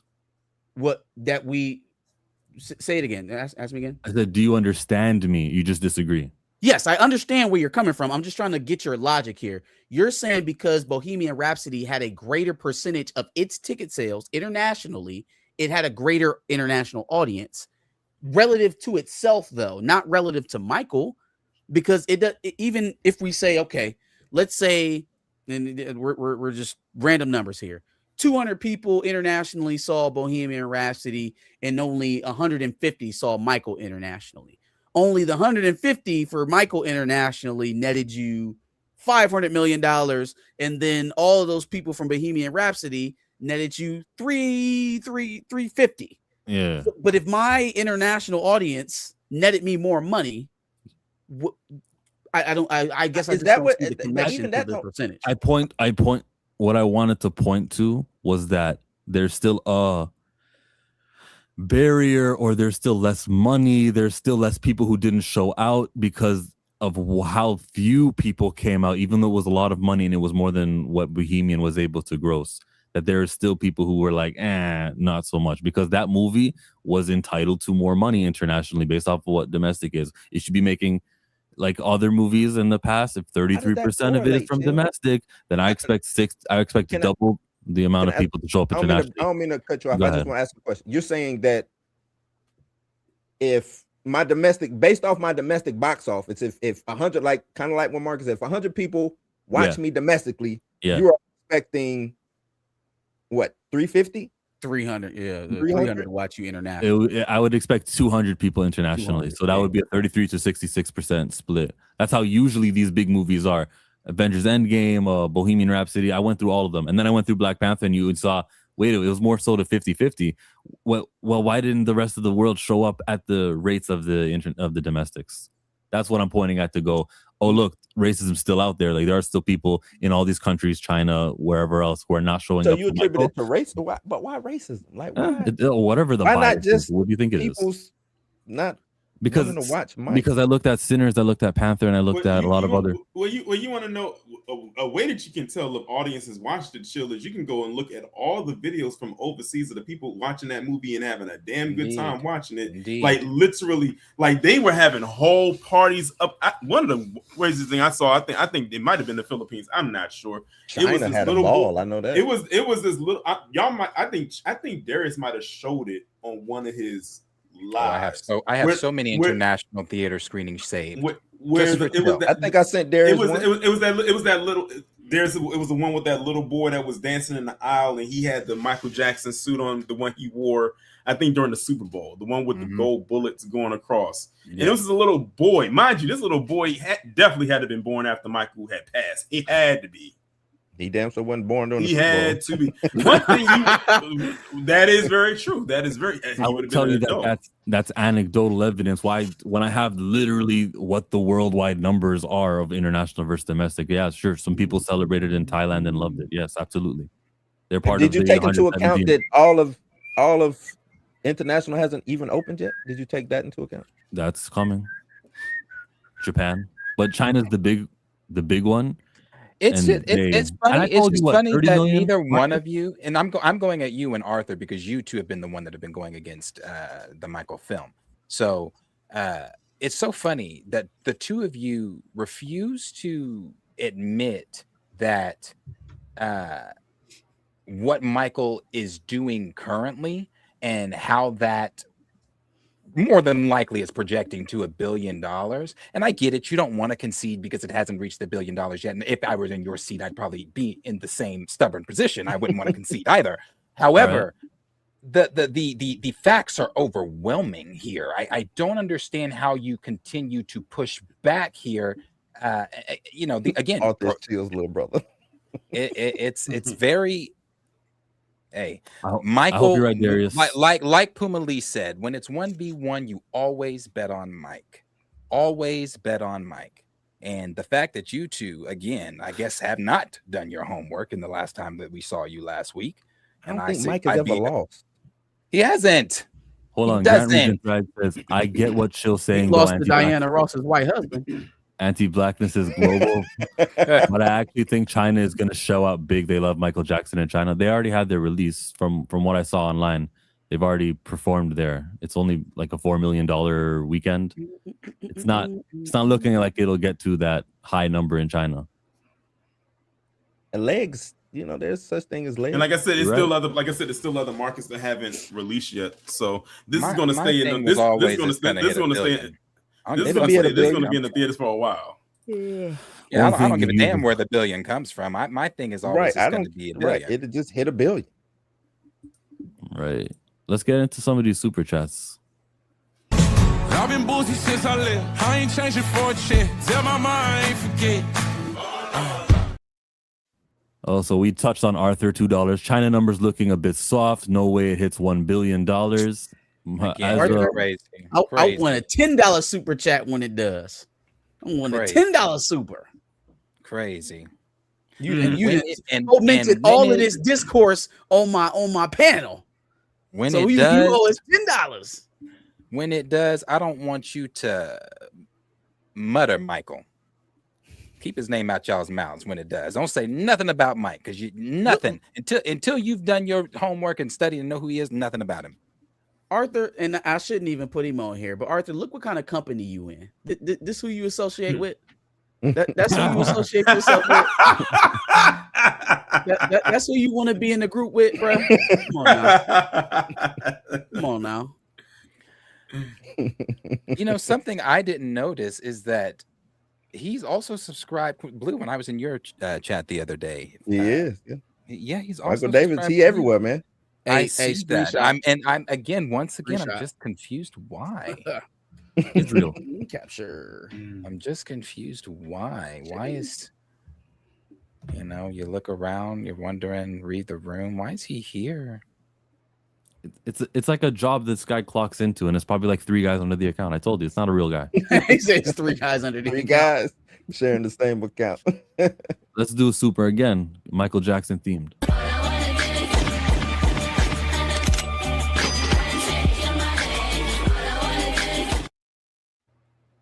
Currently, Michael's international gross is higher. RW Chi-Town says it's higher. What up? It is. What is the Like, I don't understand. It is. Do I repeat? It's hard for him like to 10 minutes ago. No, he's not talking about your splits and your percentages and your. He's not talking about that. He's talking about the actual number. How many apples are left? What are we? Yeah. He's talking about the actual number. You are the only one talking about splits, talking about commas, talking about greater than, less than. You're the only one talking about that. We are talking about the actual number, and the actual number is it grossed more internationally right now. So, and you saying that's like, what are you You can't facts. The is he sent this at 11:41 Eastern. It's 11:57, and I know we've touched on this already. That's the But at 11:41 or 11:51, it's still crazy. No, I don't want to repeat. He's trying to move on. He's trying to move on. To say. Thank you. And we have another super chat that came in. That's still not a Do it right. That's still not a but okay, move on. It's still not a How you gonna tell me what my meant? My was because there shouldn't be an anyway. It just say it shouldn't be one. Nah. Make him say It wasn't one of those either. Do it right. Do it left. Do it right. Do it left. Do it right. Do it. That's right, Chill. Show these Americans you're the captain now. Well, there's none of that. I love my American co-stars here on the Pantheon stream every Thursday. Even the guest stars like Taurean and Blue. It's all love. That's right, chill. Show the Americans you're the captain now. All right. Yeah, enough of that. More super chats. Left, right. Thank you for sunshine. Thank you for rain. Thank you for joy. Thank you for pain. I am Two Fly Cam. Oppenheimer is the #1 biopic of all time right now. Is it a biopic? Yeah. It is a biopic, isn't it? For now. It is. For now. Is it the But number now. one biopic of all? Yeah, it is. Right now, It I is. thought they had. I thought Overall. I'm looking at this list here. I thought Bohemian Rhapsody was still the #1. #1 Maybe musical. musical biopic? Musical biopic. Oh, musical biopic. Yeah. I see. Because I think first breaking it down by first week, I think it was Straight Outta Compton was the #1 domestically for the first week. I think it was 62. No, Straight Outta Compton. 82, something like that. 82. Name Ice Cube. It was something like that. Domestic. Marty Supreme didn't make no damn money, did it? That's why it says overrated. But Oppenheimer made money.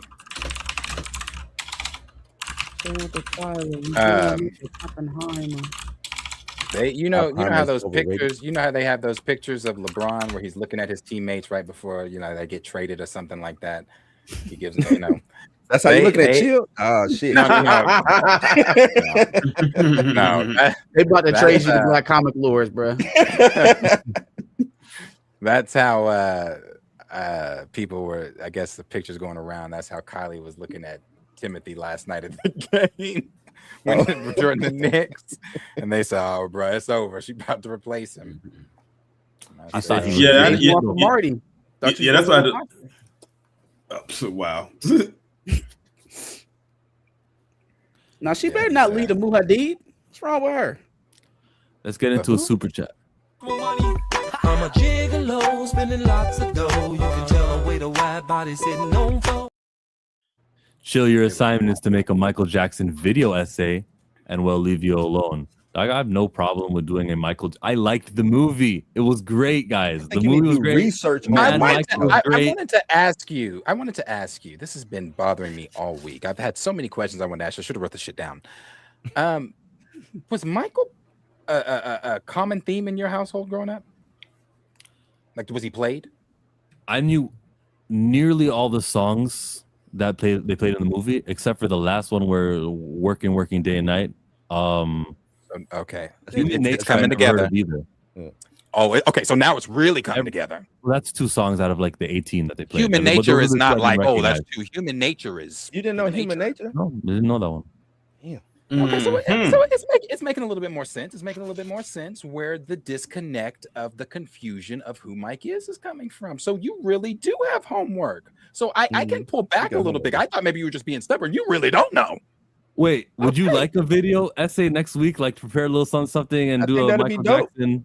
I think it'd be dope. I think it'd be dope for your edification though. Like for you learn. You ain't even gotta do the video. I mean, it'd be dope to see the video, but I think you need to be educated on who the hell Michael is. There's Michael, and then there's Jesus, and then like it is not an exaggeration when it comes to. I'm not saying they brought back the Michael pass outs. You see, there was somebody passing out in the theater. There's nobody more famous. Yeah, that was more famous. There's no one more famous. I'm not saying in terms of worshiping, because I ain't talking about. I'm just talking about famous. Like as far as fame goes, there is not a name on. I learned this week. I didn't know this. Did you know that nigga was the king of an African? He's that famous. Yeah, he was a real king. That famous. He went over there and they gave him. They said, "Hey man, you can have this shit. All this shit is yours." Yeah, I knew that. Yeah. I didn't know that till this week. It's some African king. Shit. Let me see where it's at.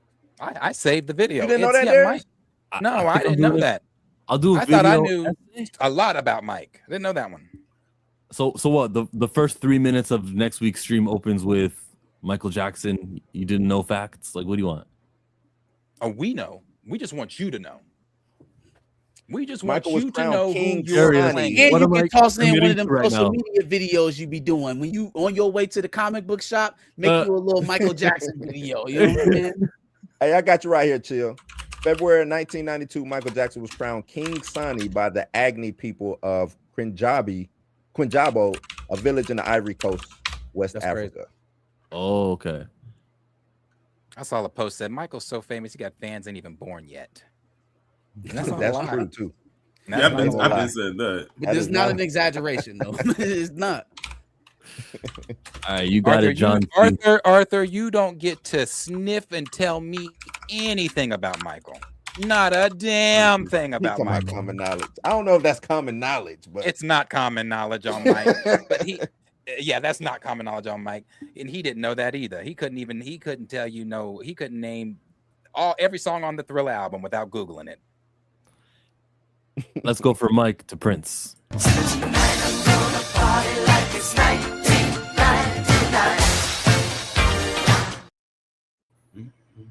Salute to the Savannah Bananas. Torian, did you know about the Indianapolis Clowns? The what? The Indianapolis Clowns. I was on another tab. I'm sorry. Have you heard of them? No. It's like the dancing baseball league. That shit okay. popped up on my Roku TV. They was trying to advertise it the other day. I said, absolutely not. the dancing baseball league, because the Savannah Bananas is an actual minor league team, though. Yeah, that's so is that not the shit where they be like stopping in the middle of the play to do they dance moves, but they're actual minor league team. They were, but now they're kind of playing in a new league called Banana Ball, and there's 6 other teams, including the Indianapolis Clowns. I went to a Savannah Bananas game like a couple years back. It's just right up the street. Cool. My wife is from Savannah, so. But they be dancing now. They be doing line dances and shit. So you should go see them now. But there's a Negro League team called the Indianapolis Clowns. Say again? No. They still call it that in 2026? Well, formerly it was, and then in 2026 it was rebrand or revitalized, rebooted, whatever you would call it. What's the terminology though? And Monet Davis, remember the Little League pitcher Monet Davis? She joined the Indianapolis Clowns recently, and they play in Banana Ball. It's like something worth. That's good. Yeah, worth checking out. I might want to get a jersey. Anyway, Lawrence with the 10. Lawrence Arnoli. Michael will hit $400 million by Sunday. Great number. Have you not? I got a question for another week. Nothing's in the way for this 400 million. You still gonna say that's not $1 billion film? I got a question too. What did you learn when you watched the biopic? What did you learn from that you didn't know? Like, what was your takeaway? Working day and night. I learned that song exists, but then he kept looking over at his dad as he was saying. Was he telling his dad, "Yo, you work me day and night"? Was it written for him, like as a side thing? No. I don't know who wrote that song. That was a Jackson. I don't know who wrote that song. That was an off the wall song. Off the wall, yeah. I'm sorry. That was off the I don't know wall. who wrote that song. I don't know if Mike wrote it. I knew about the fire, but I didn't know he donated everything he got from Pepsi or whatever the insurance thing. I didn't know he donated it to the burning center. Mike is actually a what is where you got the world record for donation. He's the world record holder Most for philanthropic. Yeah, philanthropic. He gave away all his the Jackson's last tour money. He gave away all that money too. That's why I didn't like people saying they oversaturated him doing good things. What do you mean? That's literally what the nigga did. That was Michael Jackson. that was Michael Jackson. Was you ready to say about the nose, Chill?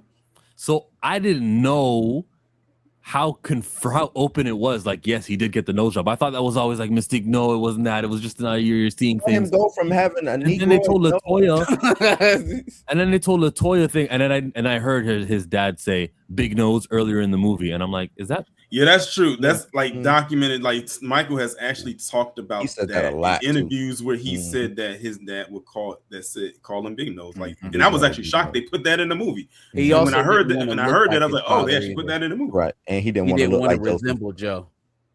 No, call him right, Mark. Joseph. He didn't want to look like Go to bed, Joe. Go to bed. I'm not even laughing. Coleman Domingo did have me.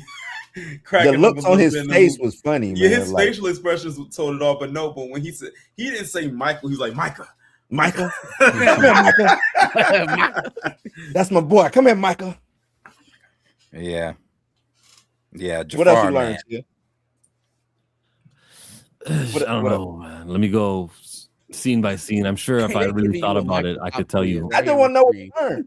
I'm trying to figure out too. You know what he learned? Well, let me ask you this: what didn't you know? What didn't you know? I guess that's a better way to parse it out. What didn't you know about Mike watching that biopic? I knew he's from Gary, Indiana. What I didn't know? Can you ask me a question? Did you know this? And then I'll say, yeah, I did or I didn't. Okay, what about the MTV part? Yeah, I knew he was the first black artist to get on MTV. Darius said that on a stream, but I knew even before he said that.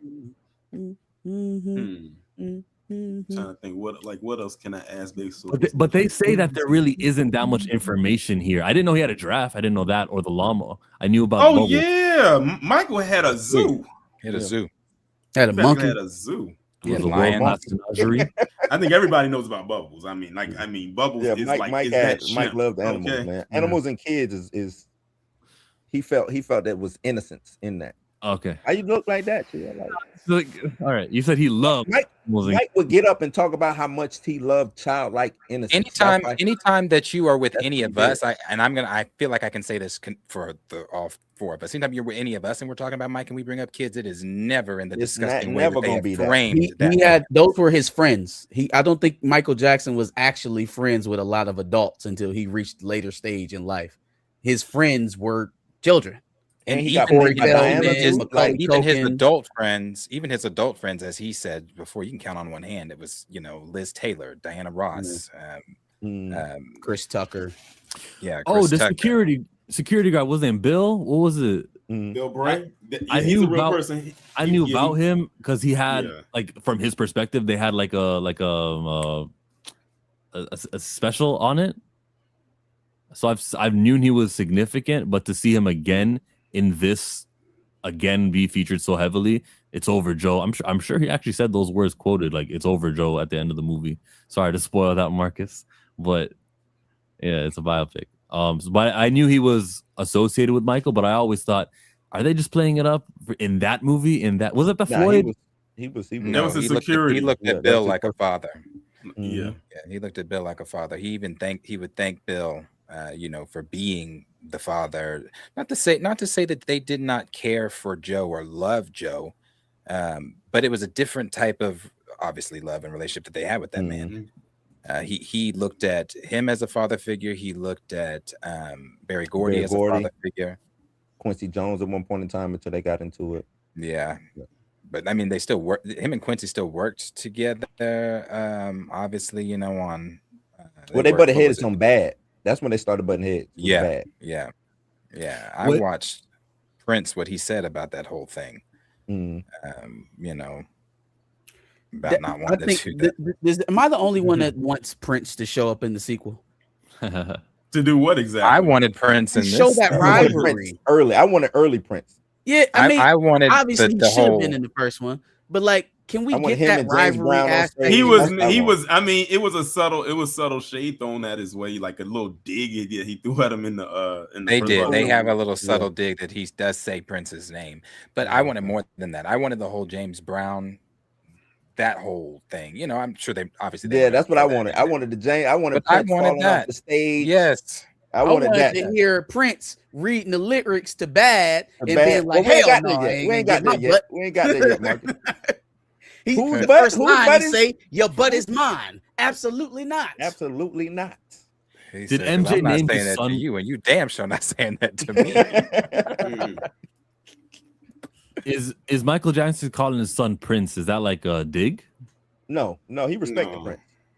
They respected each other. When Mike died, Prince locked himself away for, I think he said like 3-4 days. Then the quote he gave was it was just too. It was a situation that was too close to him to talk about. They respected one another. Yeah, they had a rivalry because it was Prince and it was Mike. You know what I'm saying? And they had a real rivalry, but they respected each other though.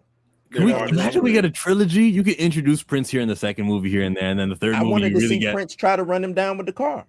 That's what I wanted to see. I wanted to see Prince try to hit Mike with the car.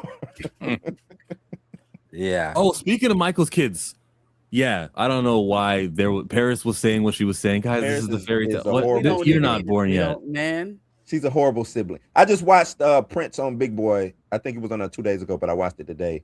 And he was talking about how Mike told him all those stories. Yes, they were real. I'm the firstborn. I'm the junior. Of course, he told me the stories. Paris, sit your ass down. Like, why would I tell you the bad shit? You know what I'm saying? Like, most men aren't gonna sit there and tell their young daughter the bad shit that I went through to make your grandfather look bad or anything like that. Prince got the real download. He got the real deal. This is what happened to me as a kid growing up. This is how I grew up. This is what, you know what I'm saying, especially being the firstborn. Paris ain't gonna get none of that juice. She gonna get the derivative, the leftover. Jafar would know. Jafar would know from Jermaine. Yeah. From those things. So hearing Paris say that, I was like, girl, you was born in what? I think 98, 99. Yeah, like in the late 90s. And you want to know what story that we know Paris ain't gonna talk about? That time that Janet slapped her in the driveway. Y'all remember that? Yeah. Y'all remember that when Paris got hot in the mouth? And I think it was a couple years after Michael died, because I think they were still battling over who was going to get what from the estate. And when it's a money thing, that's when the family loves to have that fracture. I remember because Janet was there, Randy was there, and Paris was there. Paris had said something.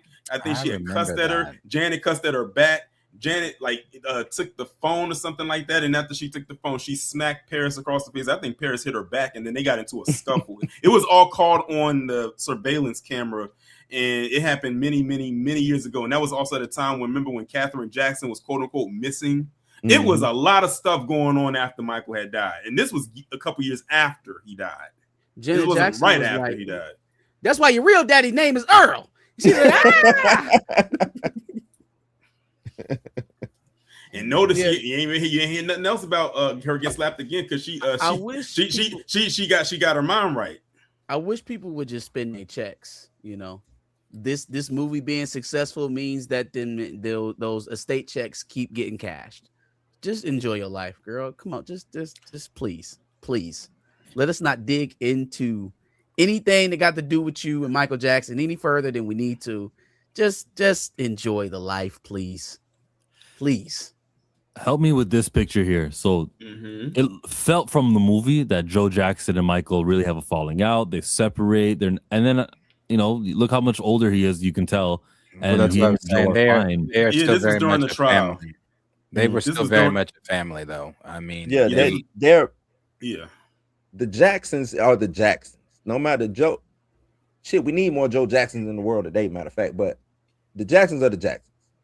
Yeah, he wanted to get away from Joe, right, and all that, but business aspect. Yeah, business of it. Like he was at that. You saw he was still. They didn't show that he also had a pad in New York. They didn't want to throw Diana Ross in the movie, she didn't want herself to be in the movie. She was shot in it. They cut it out. Yeah, I know they shot it, but Diana is because Diana didn't want to show that she. It was also supposed to be. It was also supposed to be more scenes of him in Studio 54. In Studio 54, and man, have you ever seen the movie Studio 54 about Studio 54? I have. I've seen that. That's a wild movie. Michael Myers is in that movie too. That's a wild movie. Studio 54 is a wild movie. Michael Myers. Yeah, because Michael Myers is in the Michael movie. Comedian Michael Myers. Yeah, Mike Myers, Austin Powers. Mike Myers. Yeah, Michael Myers. He was in. Everybody keeps saying, man, Michael Myers just keeps showing up in these biopic movies and we don't know who he is. He was in Bohemian Rhapsody. He was in Michael. I did not know he was Walter Yetnikoff until somebody told me, and then I saw it again. I was like, oh, that is. You can tell, though. You can. That makeup department did a good job. Yeah, you can tell. But yeah, now Joe, him not liking Joe, like Derek said, was more so on the business thing, and Micah say, how he still loved Joe. Joe just did what he did. His biggest flaw was his greed. That was what it was. His greed was his biggest flaw. So in the sequel, could we expect to see hey Mike, you're back from touring? I'm Joe speaking right now, and they make up a little bit. Hey, we can have this understanding. We're still family. Would that be a better representation? Because the way they depicted him here was like he barely complimented them. Chill. That was the best Joe. That was the best version of Joe that we got. Chill. One Yeah, of the best because- things that one of the things I want you to watch, Chill, whenever you have your spare time, is go on YouTube and look up this video called Michael Jackson's Private Home Movies. Very good. Watch that. Watch that in its entirety, because that gives you a glimpse into Michael Jackson's life off stage, like what And he's it like gives when you a he's at glimpse home, into like, because when you he's know with his they're family, with his kids, and everything. they're Jehovah's Witnesses, so they don't celebrate birthdays and things like that. Christmases, none of that. None of that. So he has the whole Joseph Day, and he talks about that and the love he has for his dad. Most of my dreams seem to come true, and I'm so thankful. I heard that he converted his religion before he died, though.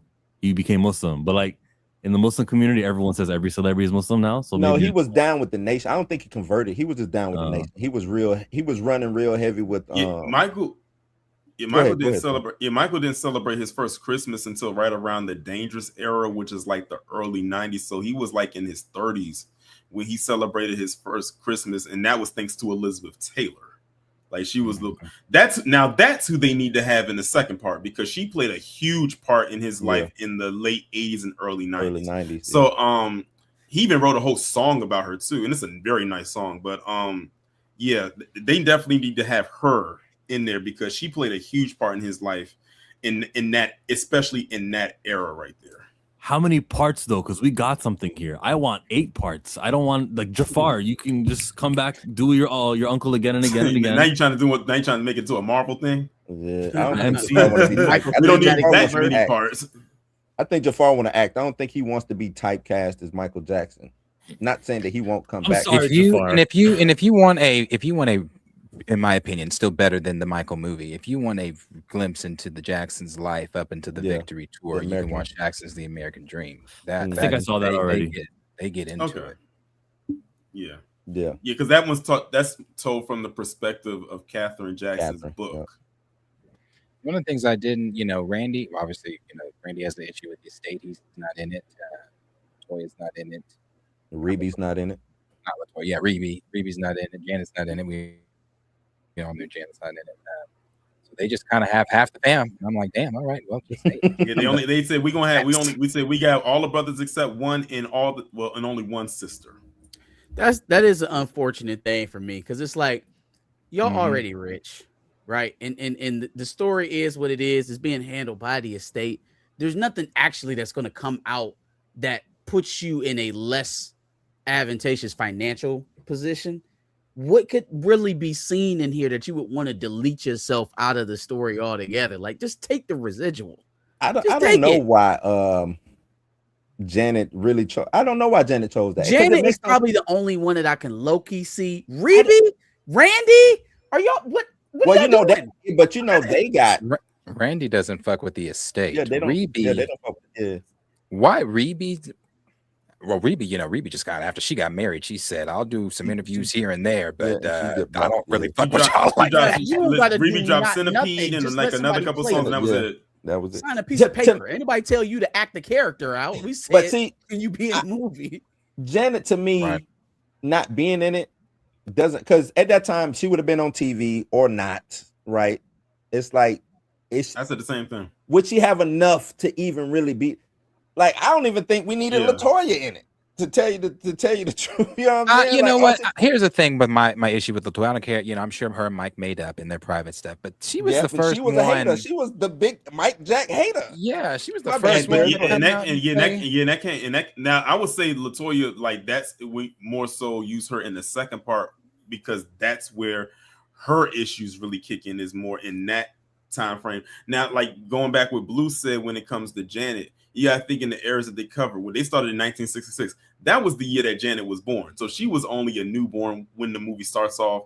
Then she's still a little kid. Then by the time they move to the Off the Wall era, that's when she's on Good Times. Then they do the early 80s. At that time, she's on Fame and Different Strokes. By the time the movie ends, she's going into her Rhythm Nation era, so she's off doing her own thing anyway. Now, when they do the second one, the only time I would say they need Janet is if they touch on Scream. That's when they will need Janet, because that is a collaboration with her and Michael. That's when they would need her. If they don't use her at any other point in that time in that movie, fine. But if they're going to touch on Scream, she has to be in there. It's no way around it. They should just do a Janet spinoff. Janet and a Michael story. You don't think they got that Janet biopic in the works? Michael, that Janet biopic is in the story. chamber right now. It's in the chamber right now. In the Michael universe, it all comes together. We are a part of a rhythm nation. Yeah. Wow. Yeah, I don't chill. think we need a Janet. I don't need I'll a give Janet you a little story. less. You don't need the Janet movie? I didn't know that. You're not trying to see the Bobby Brown love affair? I'm not. Rhythm Nation. You know what's Poetic going to happen? Justice You with know what's Tupac? going to happen? You know what's going to happen? But I'm gonna tell you this, Get on because Janet. Janet was mad about that Bobby Brown situation. Mad She about was it mad how? with it, huh? Oh, mad that they talked about Yeah, it? that they did that. She was Who mad that they fucking did who? They probably didn't go. They probably was like, we're gonna put it in it anyway. We're not gonna talk to her about it. You know, they didn't talk to her about it. that. She did Because not you know, like if it was up to her, she wouldn't have had it in there. But you know, they make that Janet Jackson biopic. The first thing we're gonna say, are they gonna have the Super Bowl incident in there? Of course, they're gonna have it in there. Why wouldn't they? We know. Well, you don't even have to ask. That's gonna be a part of it. Oh no, That's what these people love. Shit, Janet. Janet. I mean, because what they need to do better is a better Whitney one, because that Whitney one was trash. Oh yeah, I heard that was Mm-hmm. Y'all ain't trash. like Yeah, I thought Whitney was all right. Yeah, I thought it was okay too. What you didn't like about First it? of all, I wanted somebody better to play Whitney. I wanted she to could feel go. like I was. You talking about old girl that played Whitney? Yeah. Yes. She could definitely hold the tune. You got to get somebody that can actually hit the notes. She could carry. It's Now, was hard she the to best get actor? somebody to do Whitney as with the tune. Yeah. I'm talking about in terms of singing. Yeah. Oh, well, she could have lip sing. You got to. They can lip that because I mean, this is Whitney. I mean, come on now, this is Whitney. I think if you casted Whitney Houston, you got to cast a singer first and an actor second. And that's probably where the disconnect has happened. Maybe she wasn't the best actor. She was a phenomenal vocalist, though. I would prefer they do somebody lip sing then. Yeah, me too. And I have no problem and then with put her voice in. What's the what? Then you just listen to Whitney Houston. What's the point of me watching this damn movie? I'm okay with that. We was listening to Mike, except for listening to Mike until we get listening to Mike. Till we get to the Jafar end. doesn't sing in this movie. He sings at the end, and then there's like the little humming stuff that's not the actual songs. You can tell which part is Michael. Jafar is actually a good artist, though. Jafar is yes. a good artist. I just came across a Jafar song like 2 days ago. I was like, where this shit been hiding at? This shit is. Hey, he said, I'm dropping this shit now. It was like 6 years old. I was like, what the hell? Where this shit come from? This shit was it was clean though. It was a nice, it was dope ass song. Looking like at the end, they had like the final. It was a victory tour. We did 6 days in Dodger Stadium, and then he said, "This is like my last tour as the Jackson 5." But they would tour later on together, right? No. No, that was the next time they got last together. The next and last time they got together, was it not 30th anniversary? Yeah, it was. That was the next time in New York at Madison Square Garden. And a very interesting fact about that is that they did it was actually two shows. They taped one and we saw one on the air, and they taped it and it was done on September 9th and 10th. Michael was supposed to have a meeting in one of the towers at the World Trade Center, but he stayed up all night talking to his mom. I think and he overslept. And he missed the meeting, and thank God he did, because we all know if he had made it, what would have happened? We would have lost him in 01 instead of 09. Shit. You think they were trying to take Mike out? Oh, that's a rabbit hole. Hey, that's crazy. That's crazy. That's a rabbit hole. Crazy. It's the not world changed because they tried to take Mike out and missed, and the whole world. Hey, rammed the plane into the World Trade Center to try to take out Michael Jackson and Mike. not that they missed, that it was always going to happen, and they knew it was going to happen, and they're like, oh, since we're orchestrating this big event, wouldn't it be more of a news story if it also killed Michael? That'll get people to rally. My head canon is they were trying to take Mike out. You put it out there. I'm rocking with that. See what you did. See now what you did. Now instead of a tinfoil cap, now you got a tinfoil umbrella. Yeah, he's trying to even with a tinfoil glove. Chill even trying to downplay Mike on that. No, I just think it was a big orchestration, and then they were just going to add Mike in, baby. Crash planes to take out Michael Jackson. Let's all hope it gets that $1 billion. Bet he can't sing like Jason Weaver because he played Michael in the Jafar. There would never be a better young but Michael. they're different. There'll never be a better young Michael than Jason Weaver. No, they're different vocals. Young Michael in this one, all the actor they got for this one, he was good too. I like when he was recording his song, and they're like, Michael, you can't dance, and then he still had a little dancing without the loud footsteps. That was just Michael. He always felt the rhythm. He always felt the rhythm, even when he was doing. That's why he switched him over and said, "Okay, Michael, we're not gonna have you sing this fast song. Sing this ballad so you can stand still." Hey, that's how they got him to stand still. Just sing this ballad. Taurean. Yeah. All you gotta do is watch that Oprah interview.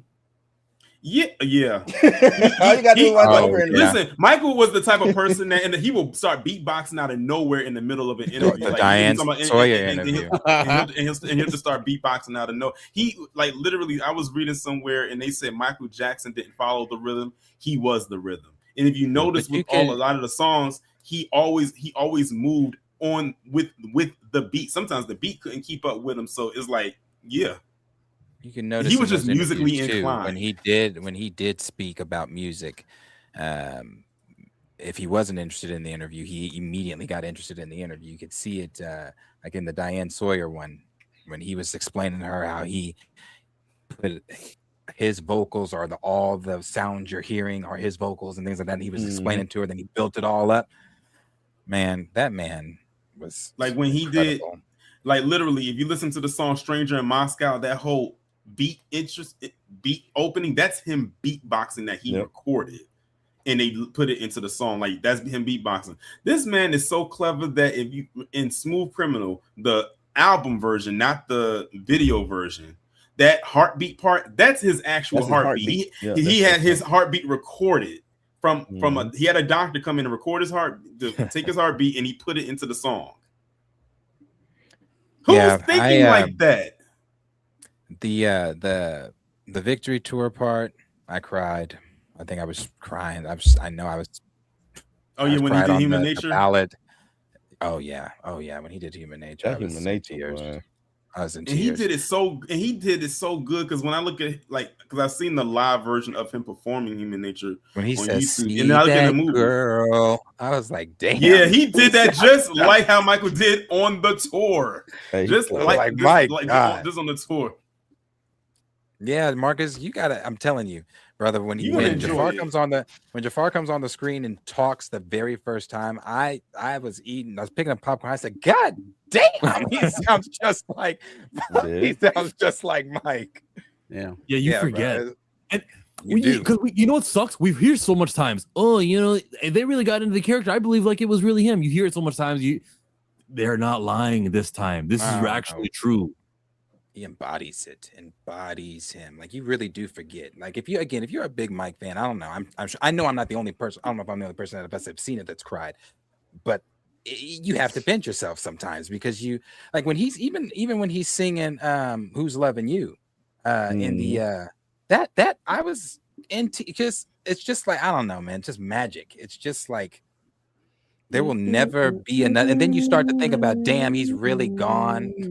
Yeah, that's what I started to like. Damn, like I'm thinking I'm watching Mike. This is Mike I'm watching. But then the reality kicks in. What I liked about it is that for people who didn't grow up at that time, it's almost like we got to live vicariously through people who were around at that time to see him actually from the Jackson 5 all the way to like Off the Wall and Thriller. Like for me, I was born at the end of the bad era, but going into the dangerous era. So I missed a good chunk right there.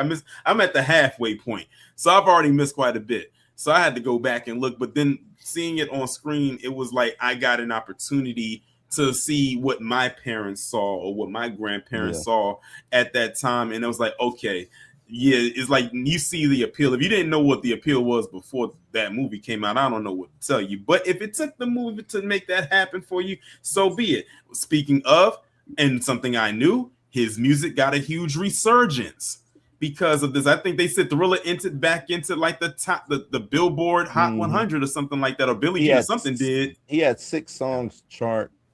He's now the only guy who is charted in Billboard. And almost every decade, 5 decades, I want to say. Not even the Beach Boys. Who? And Arthur compared this man to the Jonas I Brothers. told you. Jesus, Michael Jackson. I'm gonna keep telling you, man. Jesus, Michael Jackson. I know why Jill said that. I know why Jill said that. So the Miles Teller character, I didn't know that the same guy who managed the Beach Boys managed Michael, and I believe it probably happened just like it happened in that boardroom scene where he's like, "I know exactly who you are by your name because you're the same guy." Like that was cool. Like Michael knows his knowledge, right? As soon as dude said his name, okay, and he read him his whole biography of what he worked on before. And chill. And I'm gonna ask you this because you already seen the movie. I'm gonna just put it like this: how did you feel about the facts? Did that? I heard about it before. Okay, and but to actually see it though. Yeah. He said, I need you. He said, I need you to fire my father today. He wasn't ready yet, man. Mike wasn't ready. He thought it was ready, and then he had to get them to do the facts. He thought it was ready to leave. When was it? Oh, when Joe came in there and wanted him to go on the damn tour, he thought he was ready. Then he wasn't ready yet. Mm-hmm. He wasn't ready till he got on that stage and he fired him. And now it's crazy now because when I would see that part of the victory tour and he says it's the last time and he looks off the stage, I was like, when I would watch that, I'm like, why does Michael keep looking off on the stage as he's selling? Because you think he's selling this to the audience, like, and keep his focus on the audience. But then you watch the movie and it's like, he was talking to his dad off the stage the whole time. Joseph. He's talking to Joseph. It's my shit now. I'm the captain now. Like, and then what they just told you, Chill? I'm the captain. Go to bed, Joe. What you gonna do? That's the scene right there. You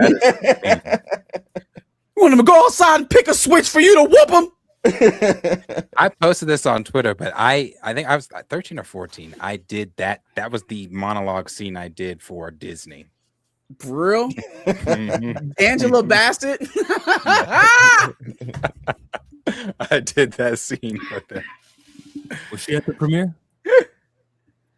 I don't think I'm pretty sure she was. No, I know her. She Courtney had a screening. They had a screening, like a private. Yeah, her and Courtney saw it with like a bunch of other people. Good enough. Angela Bassett had more to work with than Nia Long was just there eating ice cream, and Nia Long was just there to say, now Joe. Now Joe.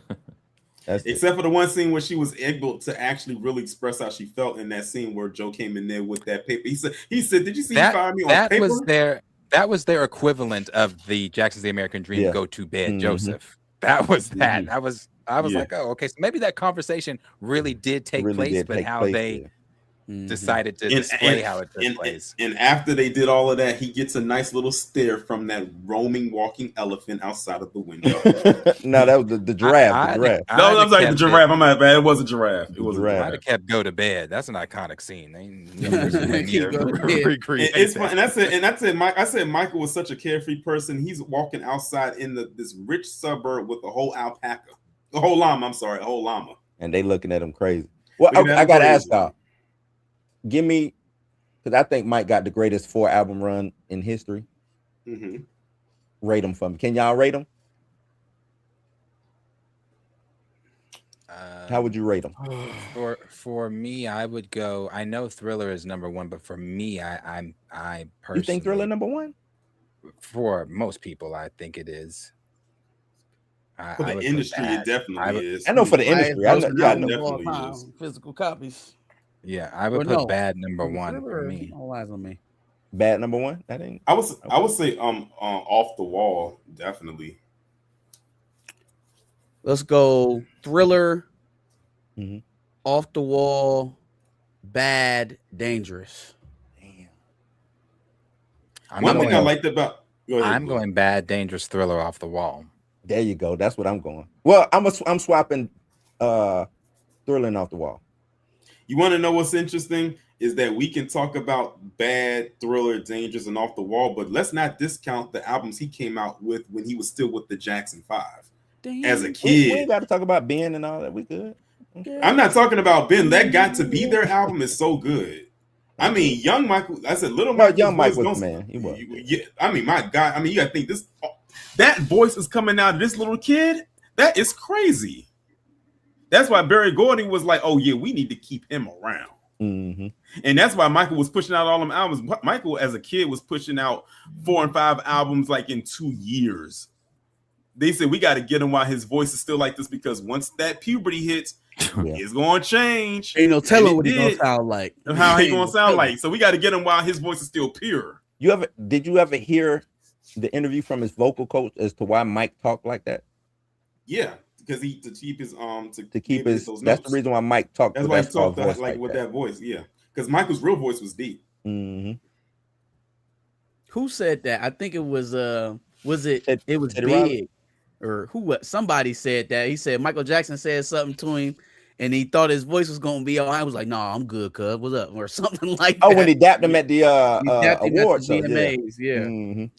Somebody else gave a story like that too. They said it was like some people in there. I forget whose story it was, but then when they left out, Mike said, "Damn, I thought them motherfuckers was never gonna leave. Never gonna leave." I'm just like, if I ever got to hear Mike say some shit, actual voice, oh man, he's funny. I think the most thing I've ever heard Mike say that's just off the wall crazy for me is when he was in the limousine.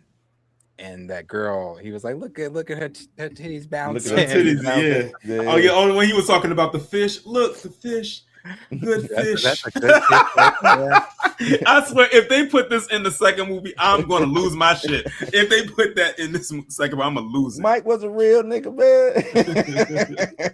And also too, him putting the Crips and Bloods in the Beat It video. Yeah. No, I mean I knew about that, but go back and watch Keep It in the Closet. I think it was Keep It in the Closet. No, it wasn't Keep It in the Closet. Are you sure? Or was it The Way You Make Me Feel? The Way You Make Me Feel. Okay. Go back and watch The Way You Make Me Feel. I'm tripping because to me, oh yeah, that's when he threw up the set. Set at the beginning of the video. Yeah, I learned. I had saw the story about that, and it's crazy how that happened. They basically said in a way that Mike was an honorary Crip. Mike was out here banging. Hey, y'all got Mike was an honorary Crip, like he an honorary member in a frat. Yeah, they listen. They came out and said it. They basically said he was like an honorary Crip. Mike is a Crip, like Bill Clinton is a Sigma. No. Mike came through to the hood. They say Mike was in the hood a lot, though. Okay, yeah, fine. Mike is a Crip. He's from Gary, Indiana. He was born in '59. He a Crip, like Bill Clinton is a Sigma. They didn't exist when he was born. You don't know why they call him the King of Pop. But when he came of age, they was. Raymond them was already blue. I love Michael Jackson. The one thing he was not was a gangbanger. Why you trying to see? Come on. No. All right, chill. So I'm gonna trade you in. Can we separate the myth from reality for a minute? He might have dapped up some Crips. Let that man know he didn't just dap him up. If the Crips say he was an honorary Crip, I'm going by them. He's Michael Jackson, Blue. He honorary Marcus. They wasn't going to deny it. They weren't going to deny it. Marcus, you can go ahead and close it because an African tribe made the king a nigga. Made the nigga a king. No, but that's my point, though. It's like he's Michael Jackson. Anybody who can have an association with him is going to try and have an association with him. Of course. No, that's true. But that don't make it no less work. That don't make it. No, I didn't say Mike was putting in work. I didn't say Mike went out there and said, "Hey man, let's go for real." Let's go on these foods. I didn't say that. Let's go set trip. Let's go down to fucking Slauson and fuck. No, I didn't say that. And also just like when him and Spike did They Don't Care About Michael Jackson did beat up Tupac. Like they did they shot that video in a very dangerous part of Brazil that I went there. Wouldn't go to. I've been there. I took pictures on the steps. The favelas. They told us about it. Yeah, he had the cartel be security out there. They gave him protection. Yeah. That's why I said Michael. When they said Michael was good in any hood, they meant that domestically and internationally. You just told me you brought up the story about him going to Brazil and the cartel shutting down the area so he could shoot the music video, right? Yes. Is Michael Jackson part of the cartel?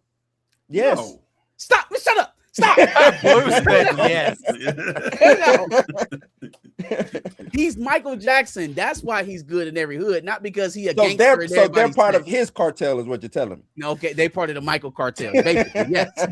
That scene should be in part 2 or part 3. I don't know where it maps out, but that scene that you said with the Crips and Bloods for the Beat It video, that's another moment. So it's not just the MTV moment in the boardroom, but that other moment where he's like involved in keeping peace. Music brings us together, all that stuff. That's another thing that's nice, positive imagery to see for the millions of people who are watching, even foreigners, who all they know is relax. All they know is what they see in media, and what they see is bad depictions and that kind of stuff. And here's some guy who cares, and I want that, and I love that is something that they're all watching and enjoying. But that just showed that how down to earth Michael was, because at the time, he's still on the rise, but he was still a very recognizable figure. Like they all knew him. Like notice when he walked in there, all they were doing was talking to each other and dancing, having fun. But the minute he came in, everyone just kind of stopped what they were doing. Like and this is this is when he was still working on Thrillers. He was still doing singles at the time. He wasn't. I mean, he was Mike, but he wasn't Thriller. Like the album hadn't been released yet. It was still in production. But he had Jackson 5 stuff. Yeah, like people knew it like Off the Wall and everything. Go ahead. He did Thriller at 24, right? He did it at 24. I think it came out while he was 25, though. It came out in 83. Yeah, it came out in November. And I wanted to ask y'all this too, and this is the last thing I have to say on the Mike stuff. But I meant to ask y'all this earlier. Have y'all seen that going around there about? And one of my basketball boys said he agrees. Love you if you're watching, but I totally disagree. Said that this Ken Trail, NBA young boy, they talking about they're comparing him to Michael. Cut it out. Thank you. I just wanted to see. No, I did see that. I saw that. How? No, you cannot compare the two. They're just saying that the comparison is not. It's nothing to be talked about. There are similar things, but shit. I'm pretty sure somebody got some similar shit with Mike too, who actually did good in their career or their profession. No. I don't even think there's similarities. And the reason listen to young boy. So like that's where the conversation is. That's where it ends, and that's what I told him, because he was like he's recognizable. He's like, and I told him, does he know? Is he known here? Is he known here? Does your grandma know him? Blah. It's not bad, bro. He's not. He's only 26, brother. Mike did 26 for Michael. Right. Do you know what Michael was doing at 26? Dirty Diana. Dirty Diana. Yep. I see the double entendre there. I see what you did there. I saw that. There's I don't even know why that's a conversation. But that just shows you why Michael Jackson is the standard, because it's like they keep throwing out people out there to try to compare him to, and none of them are in good. Like, it's not a good faith argument whatsoever. I feel like it just makes you hate the guy you're comparing it to. So like I show Speed right now. Like we don't gotta do that. We can love Speed without comparing him to Michael Jackson. Michael Jackson had a lane that was all to himself. Everybody else, if y'all want to share a lane, go ahead. But Michael was in a lane by himself, and it's a very narrow lane. No one else can. That's why it's narrow. No one else can fit into it but him. There will never, ever, ever, ever in this generation, in your children's generation, your children's generation, there will never in life that we know be another Michael Jackson. And would Michael co-sign that? Probably. He was a humble person. He was a humble person, but he was petty too. Mike knew who he was. Yeah, he don't think Mike did not know who he was. He knew who he was when he popped out of that toaster at that Super Bowl and just stood there having the creative directors going crazy. And that's a dope story too, Taurean. That's a dope ass story. So we know that the NFL didn't even have a Super Bowl halftime show or whatever they had with some bullshit that they. It was some marching bands. The bands. Mike. So they get Mike, and not even HBCU bands at that. Right, there's some high school bands. So they get Mike, largest Super Bowl ever. And Mike says, "Get the fuck up, guy." I'm telling you, brother, like it's crazy. You can't have streaming during physical copy and sold, brother. It's not even comparable. It's not. And he didn't even have the. Hold on, first of all, Bad Bunny did not have the largest Super Bowl. Kendrick Lamar surpassed Michael just by a margin. He's the number one. Then Michael. Bad Bunny's like number 4 because I think Usher is behind Michael. But who performed that WrestleMania? He does not have the largest Super Bowl. We're talking about ratings. And when Michael was in the Super Bowl, was it shown internationally? Were people across the world watching? No. This was all like the hundreds of millions of viewers that he got was just in the States. That's when Arthur speaks on. That's the point that I keep trying to make is that you're speaking on like he's compared Mike to the Jonas Brothers, to the Weeknd, to The Bad Jonas Bunny. Brothers is wild. So it's like when you're comparing Mike to these artists that you're talking about like Mike did this, brother, without what you just said, Spotify. And then when you even gave Bad Bunny's age, 32, Off the Wall came out at what? He was 20? 79. He was like 21. Off the Wall? Yeah. He was 21. He was 21. 21. He was 21 years old when Off the Wall came out. He was 24 when he was making Thriller, 25 when it came out, 28 when Bad came out. Come on, that Super Bowl was right before Dangerous. Dangerous was already out. Dangerous already out. He listen. Michael came off of his Dangerous tour to do that 15-minute performance, and he went right back on tour. After Mike said, "The only way I do it, y'all have to move the game back." Mike moved the Super Bowl back 2 hours so he can perform for 13 minutes. Did Bad Bunny do that? Did Bad Bunny say, "Hey, look, man, I know y'all"? It was so crazy with Michael Jackson doing that. But they said it was so crazy that players literally left out of the locker room when they were supposed to be game planning for the second half to go out there and watch him perform because they said we may never see this again in our life. We are going to take full advantage of it. By the time, listen, the only people remember about that Super Bowl is the first half. After that, no one was talking about that second half. They were talking about that halftime performance. Well, I was talking about the second half.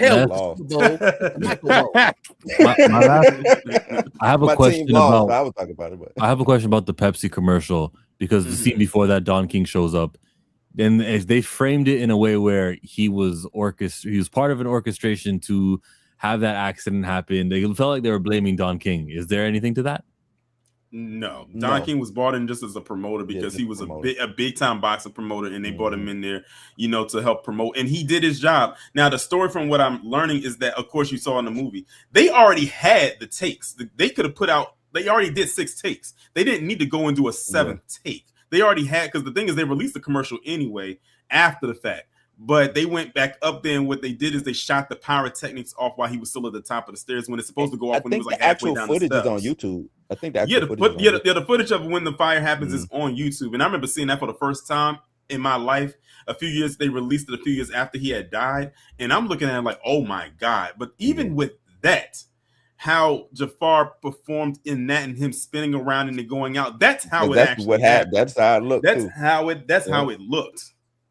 But that was my first time watching and seeing the actual scar, like the actual burn. I didn't realize it was that big of a burn in his head. And they said 3rd-degree burns. It touched the nerve. That was the beginning of Michael's addiction to painkillers. And he never truly recovered from that. Like to this day.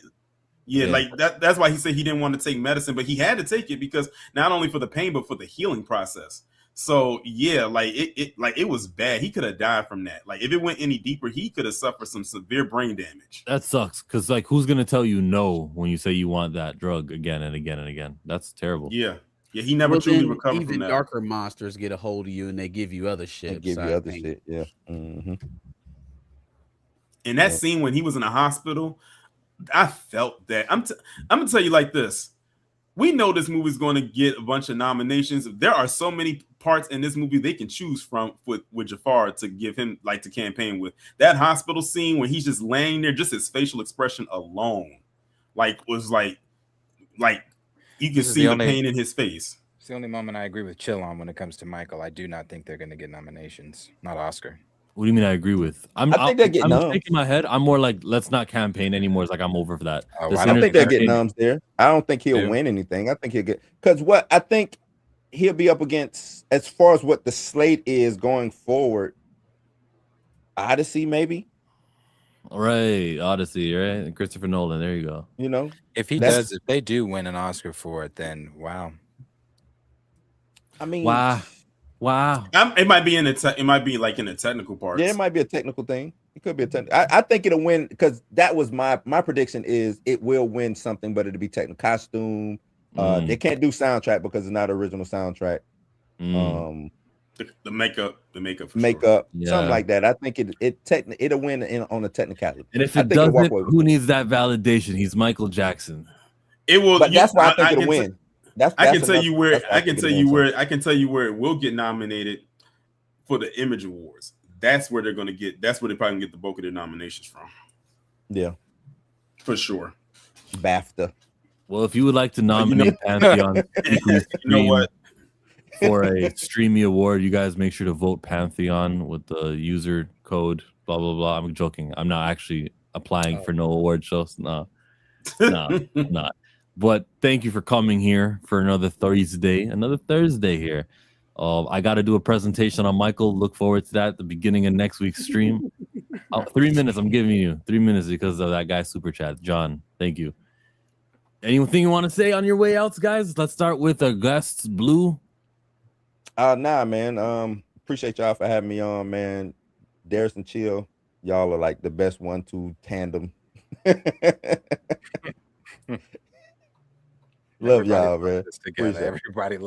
Everybody loves me and Chill together. yeah, because we already know. That's why that was one of the main reasons I wanted to come up here today, because I already knew this conversation was happening. I was not about to just sit in the chat and just type away.